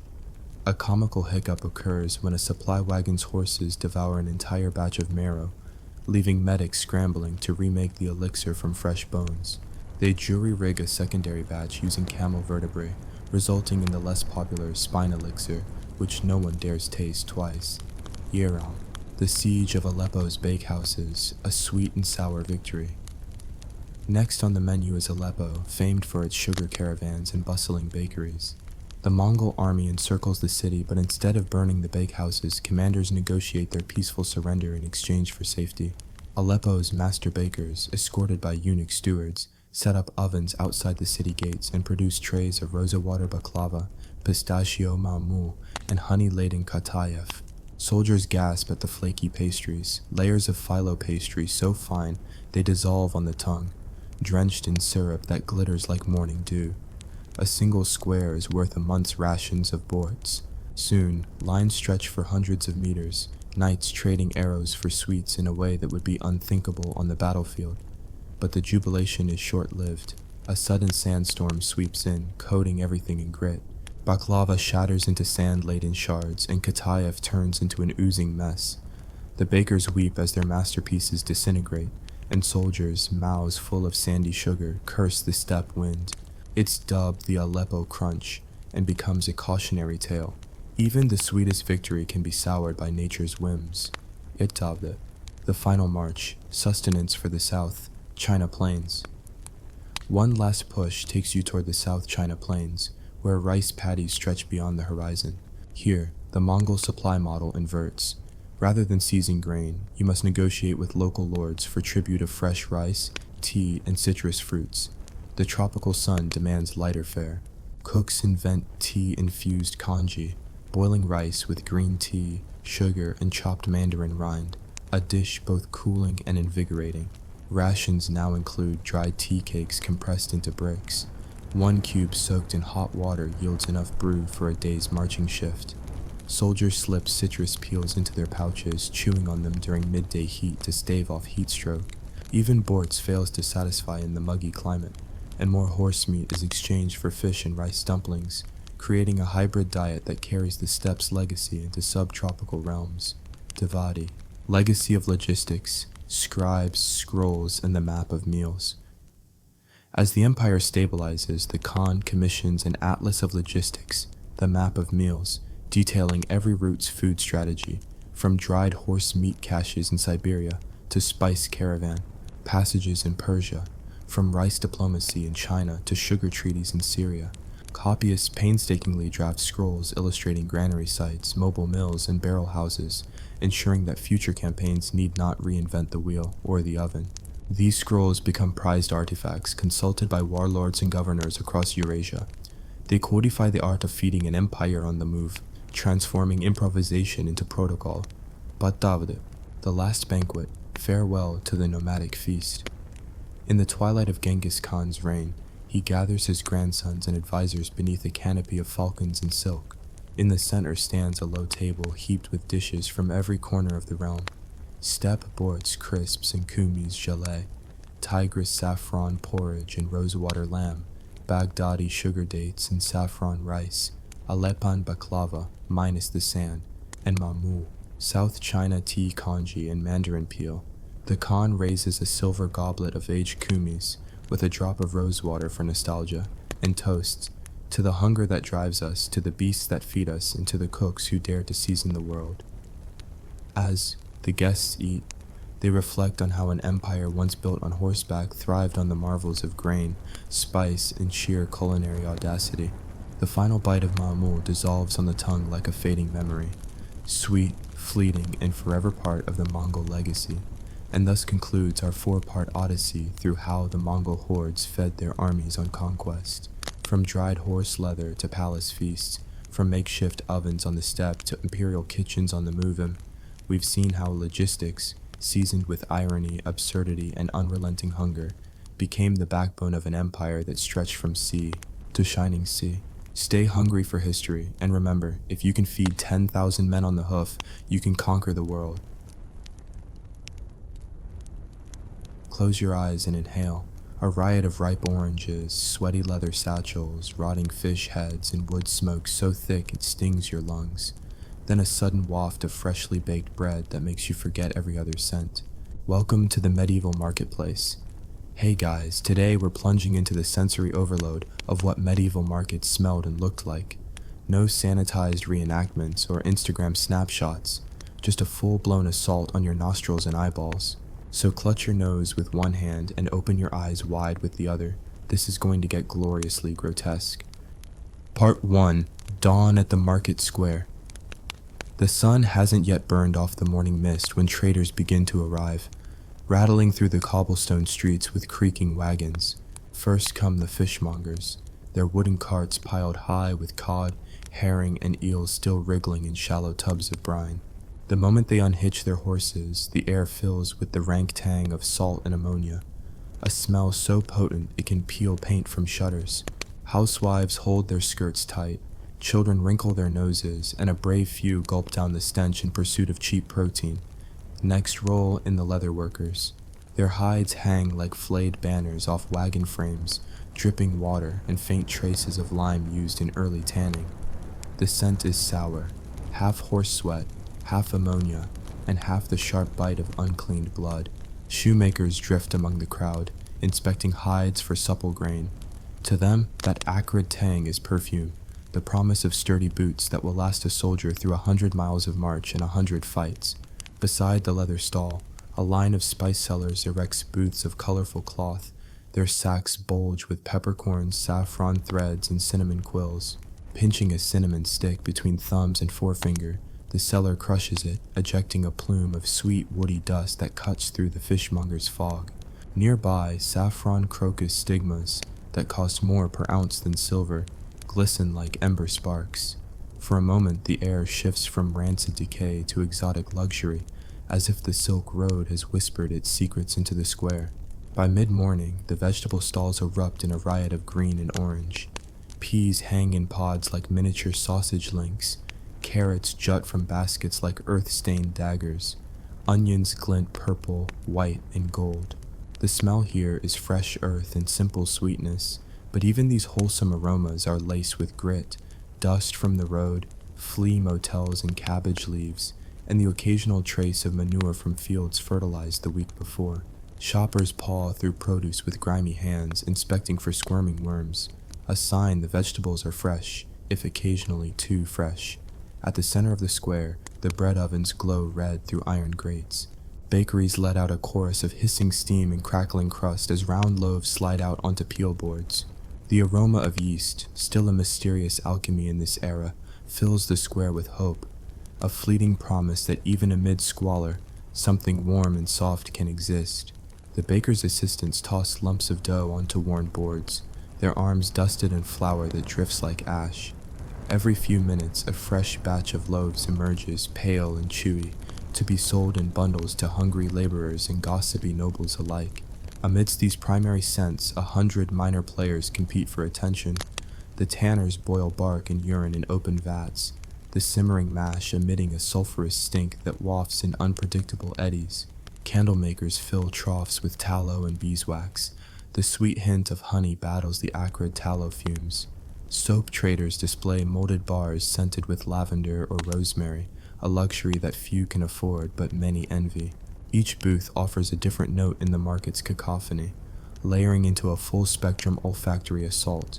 Visually, the market is a moving tapestry. Traders drape their stalls in colored cloths, crimson wool from Flanders, indigo-dyed linens from the Levant, green-dyed silks for those paying top coin. Lanterns hang from beams even in daytime, promising light for the late-night stalls.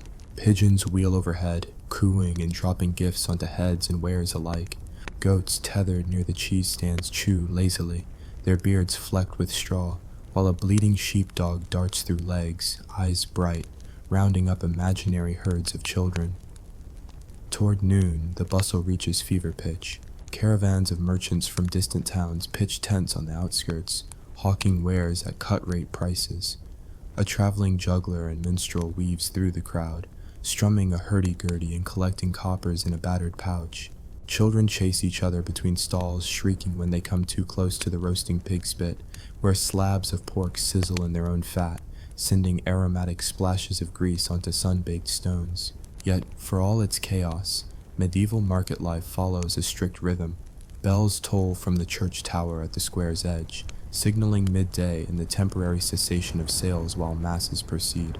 Abbots and priests process through the market, stroking each stall with holy water, muttering blessings that some vendors accept with relief, and others regard as an inconvenient dampening of their precious wares. Afterwards, the crowd ebbs and flows as parishioners buy communion wafers, blessed salt, and relic replicas carved from soapstone. By late afternoon, the market shifts again. Fishmongers pack up their tubs, sellers wrap unsold produce in brown paper for what passes as refrigeration, and the spice booths close their flaps to protect delicate powders from evening moisture. Night traders arrive, lighting lanterns that flicker orange against the gathering gloom.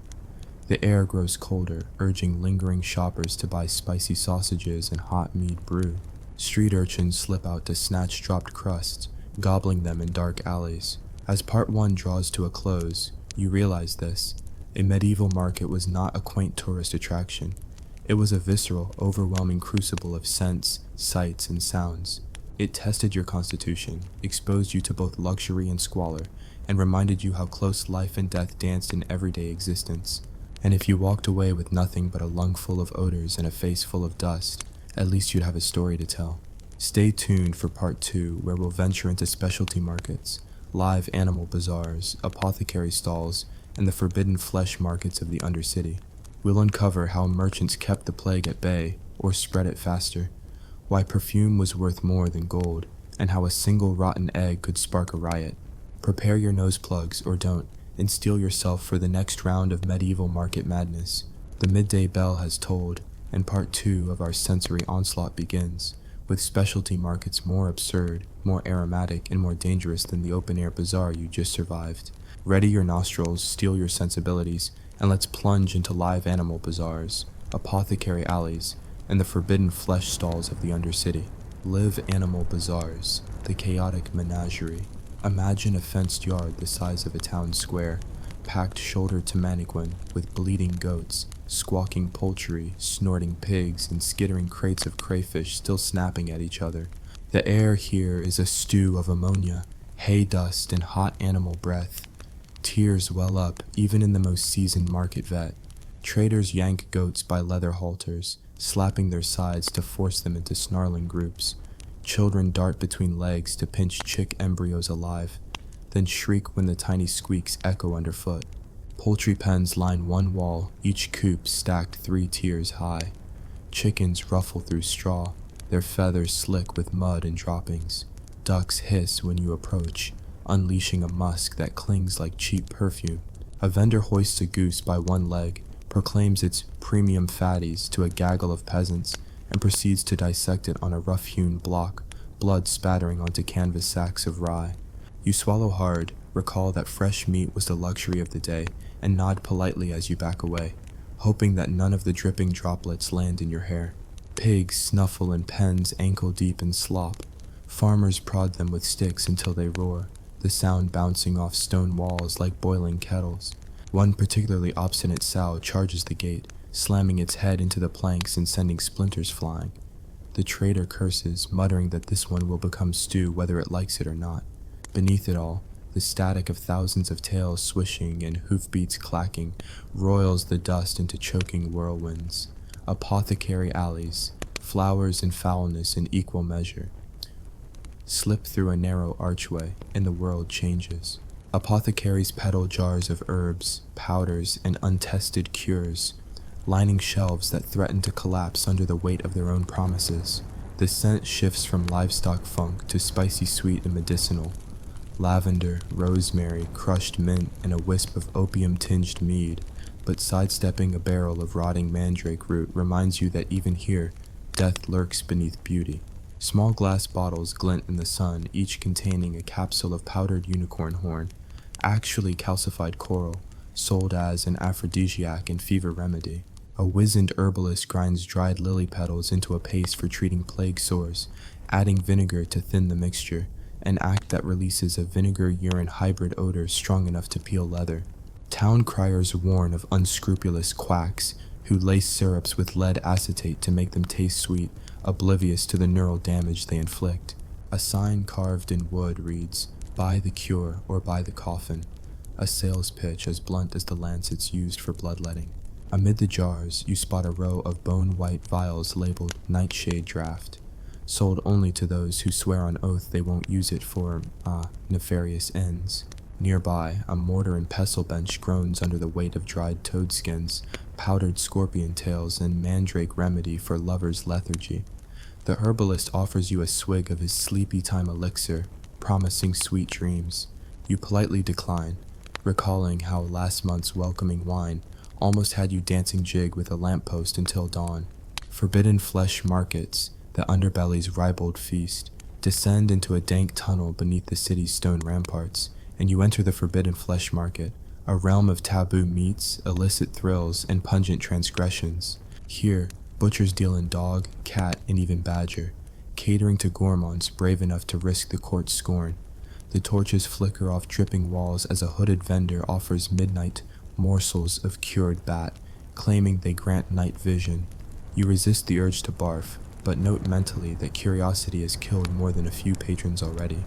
Stacks of salted cattails hang like grotesque garlands.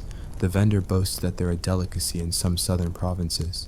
Beside them, jars of drake drippings, duck fat infused with peppercorns, ooze across shelves, a treasure for pastry bakers willing to flirt with poison if sourced from a venomous drake.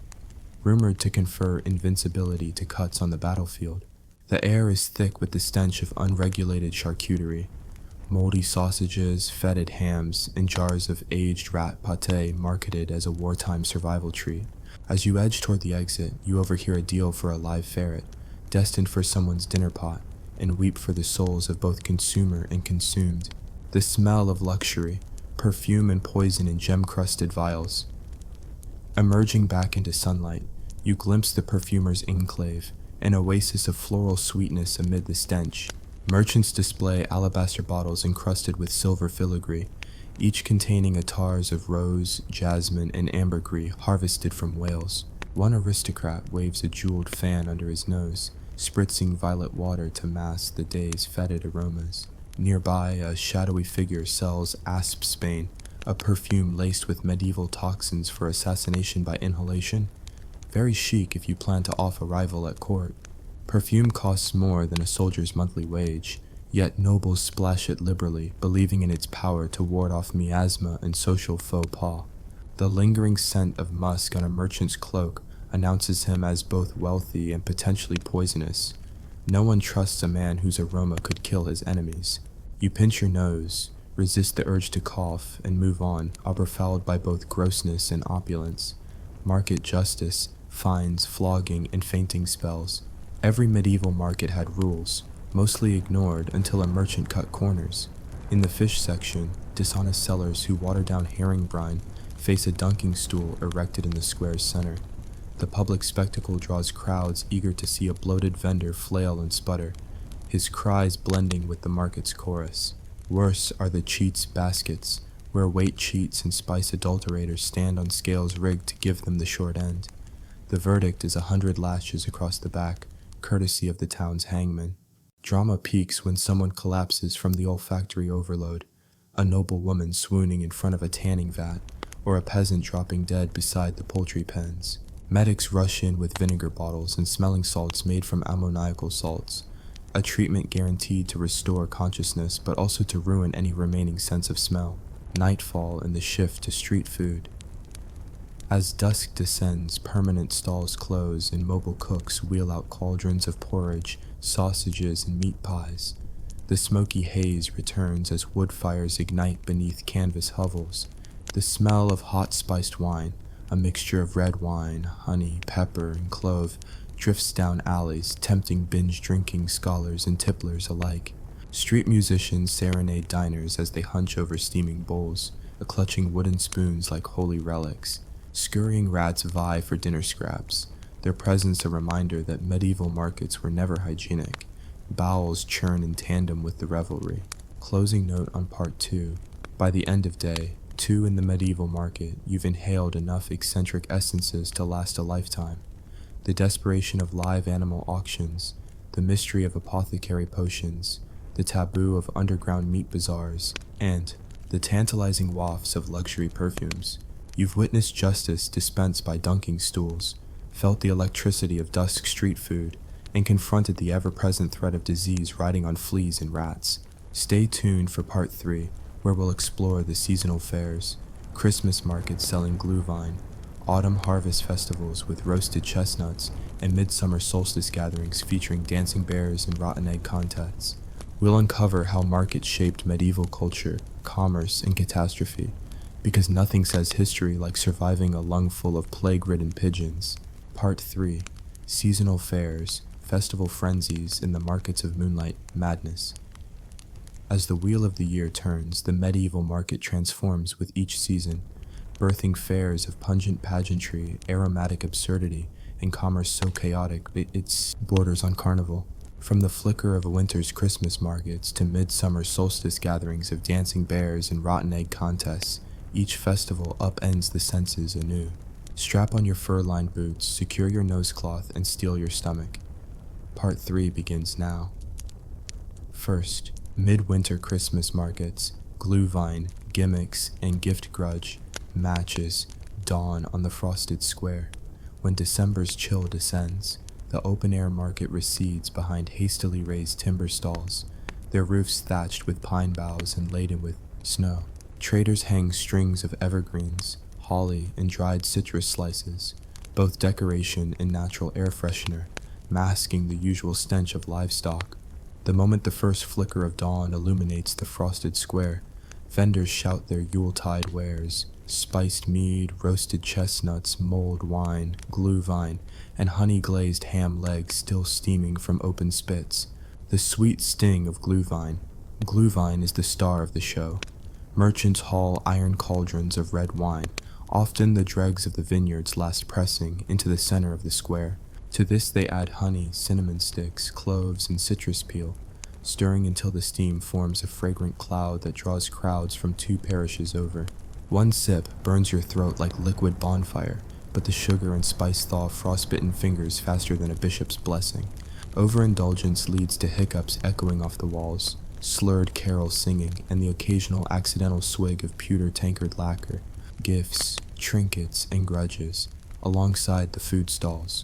Craftsmen peddle wind-whipped trinkets, carved wooden nutcrackers painted in gaudy reds and greens, pewter brooches shaped like snowflakes, and toy horses whose wheels creak louder than an old man's joints. But the true medieval knick-knack is the grudge toy, a small wooden mallet emblazoned with your neighbor's initials, guaranteeing a no-holds-barred snowball duel. These are hot sellers, for what's winter without a little enmity under the guise of festive fun? The chestnut cartel roasted chestnuts are another must. Vendors roast nuts in large, perforated iron pans over charcoal fires, and the air fills with their sweet, toasty aroma, until a rival seller dumps half a barrel of inferior nuts in the snow. The pan spews black smoke, chestnuts burn to charcoal, and customers scatter, muttering that winter markets are as much about sabotage as salvation. One enterprising child seizes the opportunity, scooping up burnt nuts, carpeting them in sugar glue, and peddling them as midnight black gold. Nativity and noise. At noon, the church bell sends spectators fleeing, some to church for mass, others to protest the commercialization of holy days. Meanwhile, outside, a troupe of mummers in patched costumes and wooden masks performs a chaotic nativity farce. Their props include a papier-mâché donkey that collapses mid-scene, a hand-stitched baby Jesus puppet that sings off-key, and a squeaky plastic shepherd's crook. The crowd laughs so hard they spill their glühwein, and the smell of boiled fruit mingles with pine needles in a bittersweet bouquet. Dusra. Springtime May fairs, maples, mead, and mischief. The dawn of green. As April showers give way to May blooms, the market returns to the village green, now decked with ribbons, flowers, and freshly cut grass. Maypoles tower above the stalls, staffed by youths who dance intricate weavings of silk ribbons. But before they can begin their courtly jig, peasant pranksters lob rotten eggs at the dancers' feet, sending silk streaming and audience gasping. The smell of sulphurous egg yolks mingles with blossoming hawthorn, an olfactory reminder that spring is as rotten as it is radiant. The Mead and Honey Pavilion. Near the maypole stands the Mead and Honey Pavilion, an open-aired tent draped in golden cloth, its entrance guarded by a beekeeper in leather gloves and a stolen bishop's mitre. Inside, long tables groan under bowls of set honey, combs dripping with nectar, and flagons of mead flavored with wildflowers. The air is thick with sweet pollen, enough to send hay fever sufferers into sneezing fits so violent they lose their wooden spoons in the communal bowl. Greens and geysers. Other stalls hawk wild ramps, garlic-like greens dug from damp woods, and herbal masks of mint, rosemary, and young nettle leaves. Locals smear the green paste on their faces for May's blessing, hoping it brings fertility and ward off evil spirits. Instead, they leave looking like swamp creatures, their nostrils stinging and their eyes watering. Nearby, masked revelers, geysers, pop out from behind stalls, hissing like hedgehogs and demanding coins in exchange for a quick jig, an early form of flash mob performance guaranteed to startle the unsuspecting. Flower crowns and flea markets florists braid garlands of daisies, marigolds, and cornflowers, selling them for a few pence to anyone who dares wear living plant matter on their head.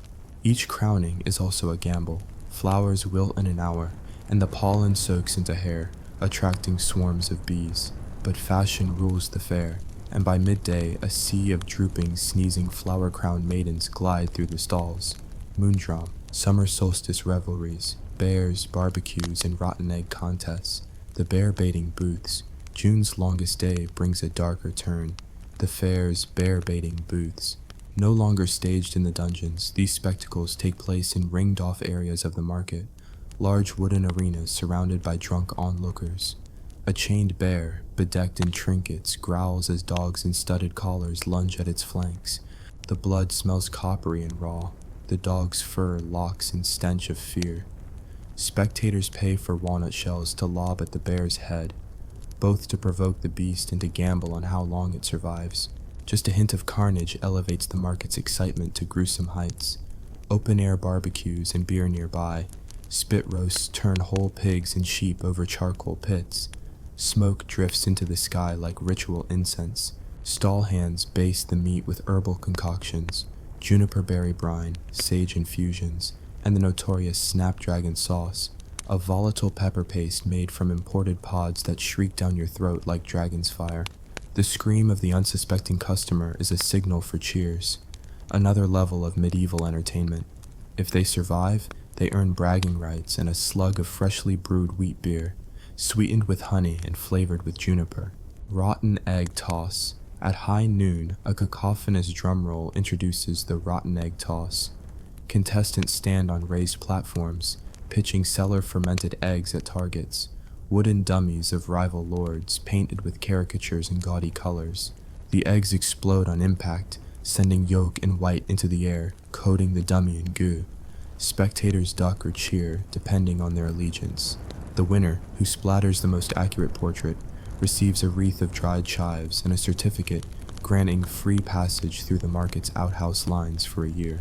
The stink of sulphurous rot hangs in the air long after the event, following the crowd like a clingy companion. Sunset fireworks and fairy lanterns.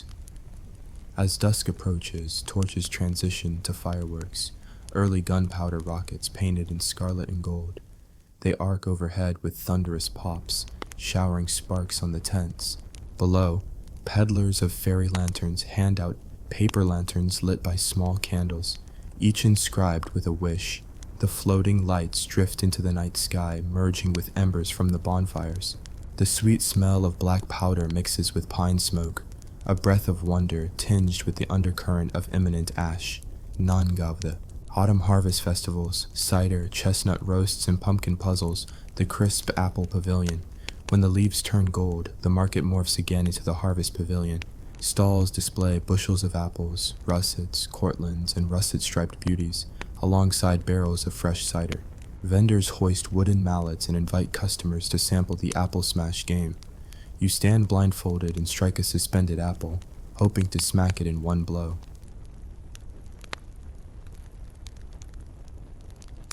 Success yields a gallon of cider. Failure means stumbling into a barrel of sour mash. Chestnut roasts redux. Roasted chestnuts return in autumn, now mixed with freshly foraged hazelnuts and roasted beech nuts, each nut cooked in a single iron crater. But this year, a chestnut cartel has inflated prices. 6 nuts for a penny, up from 4. Peasants grumble but cough up the coin. They claim the taste of scorched nutshell, and wood smoke is worth the grind of poverty. Black market nut sellers peddle low-quality acorns dyed brown as premium chestnuts, leading to several nights of digestive distress and a small riot over poisoned bowel complaints. Pumpkin puzzles and rivalry. In the cartography of pumpkin stalls, a new craze emerges: the pumpkin puzzle. Intricately carved pumpkins form mazes within their flesh. Customers pay to guide small mice through the tunnels, betting on which exit they'll choose. The smell of raw, cut pulp mingles with candle wax and wet earth, while the chitter of panicked mice adds an undercurrent of squeaky tension. Winners earn extra ribbons, while losers walk away clutching slimy pumpkin guts in their gloves. Pickles and preserves. Barrels of pickled beans, cucumbers, and onions dot the lanes. Each vendor swears their brine is the best antidote to autumn's chill. Some concoct spiced cucumber pickles with mustard seeds, cinnamon bark, and smoky chili flakes imported from the Mediterranean, creating a sweet, spicy crunch that tingles your tongue long after you swallow. The downside: unsteady digestion if you overindulge, leading to hasty visits to the privy pavilions and a chorus of clay pot slamming. Harvest procession. As the sun dips, farmers parade gilded sheaves of wheat through the market, each decorated with ribbons and small clay figurines of harvest gods. Townsfolk toss small offerings, bread scraps, ale dregs, and animal fat at the sheaves, hoping to secure a bountiful year to come. The procession winds through stalls as drummers and pipers trail behind, turning commerce into ceremony. Even the fishmongers pause, raising their salted barrels in salute to the golden grain, a poignant truce between land and sea at the close of the growing season. Closing reflections on Part 3. By autumn's end, you've tasted cider's bite, chased mice through pumpkins, and survived the stink of rotted eggs and burned nuts. You've watched bears fight for sport, sniffed dead blossoms, and celebrated harvests with mead and maize. Medieval markets weren't just hubs of commerce. They were living theaters of survival, spectacle, and seasonal insanity. If your senses remain intact, congratulations. You've navigated 3/4 of the market's year, each festival a gauntlet of scent, sound, and absurdity. In Part 4, we'll confront the ultimate trial: the plague year markets, where desperation mingles with disease. Black bread stands beside bloodletting booths, and the stench of death competes with the smell of sprigs of rue. Prepare yourselves for the grim finale, when commerce becomes contagion and markets become morgues. Stay tuned if you dare. Part 4. Plague Year Markets. Commerce in the shadow of death. The bells toll not for mass, but for the dying. When the Black Death descends, the familiar hustle of the market square twists into a grim ballet of desperation, disease, and darkly absurd commerce. Wooden stalls gape empty or are hastily boarded up. Newcomers trade not for pepper or cloth, but for a scrap of bread or a sprig of rue. Welcome to the Plague Year Market, a place where the scent of death competes with the lingering sweetness of rotting fruit, and where every transaction carries the risk of becoming your last. First, the rue and rosemary booths, aromatic shields against miasma. By spring of the third plague summer, perfumers have retreated to one type of wares: sprigs of aromatic herbs sold to ward off the bad air. Stalls draped in black cloth display armfuls of common rue, its bluish-green leaves tied in bundles rumored to purify breath when steeped in vinegar or chewed raw. Rosemary, sold by apothecaries who claim its pine-sharp aroma can block the foul miasma. Bundles are dipped in oil and wrapped in parchment for portable protection. Lavender wands, strung with straw cores, the fragrant stalks are meant to be held to the nose when passing through crowded alleys. The price of protection skyrockets.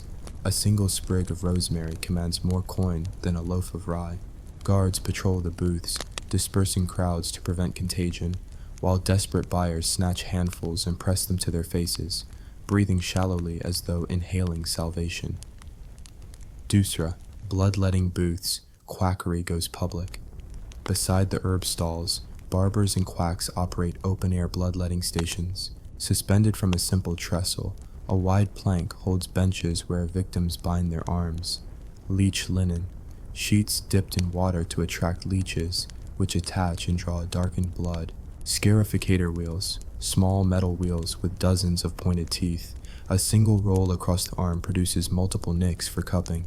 Cupping bowls, heated on charcoal, then pressed to the skin to create suction, believed to pull poisons from the flesh. As wads of blood collect in cups and soak through linen pads, onlookers murmur that each drop might be a neighbor's or the executioner's own, hardly a comfort. The barber-surgeon's cry of fresh life blood, only sixpence, echoes eerily, and some collapse before their turn, overwhelmed by fear or anemia. Moondrum, transported wares, the quarantine tables. Magistrates establish a quarantine table at the market's edge, an improvised platform where goods from infected towns must rest for days before being sold. Merchants armored in full linen hoods and leather gloves place crates of dried legumes, chickpeas, lentils, and beans thought safe after weeks of sunbaking. Grain bags, wheat and barley flushed with vinegar to purify them of plague particles. Spices in sealed vials, cinnamon, coriander seed, and juniper berries, traded through long tongs to avoid touch. Buyers circle the tables, inspecting wares with hooked poles. A vial of cinnamon costs more than a family's weekly bread ration, yet wealthier townsfolk snap them up, believing the aroma will protect against contagion long enough to finish their meals. Nangavda, the cadaver cart in the black market butcher. With death ubiquitous, some merchants exploit the macabre. Cadaver cart, a wagon piled with hastily buried bodies, sold to grave diggers who salvage shrouds, coins, and jewelry from the dead. The cart's driver calls, silken shrouds, gold rings, first come, first served, as the crowd recoils at the stench of decomposition. Black market butchers, operating in back alleys, they butcher animals outside the regulated markets, selling fresh meat that may have come from strays or contaminated sources. Dogs and cats are slaughtered quickly to feed the hungry, the heads and hides left to rot in heaps. A clandestine network emerges. For a hearty stew, you must risk plague and punishment.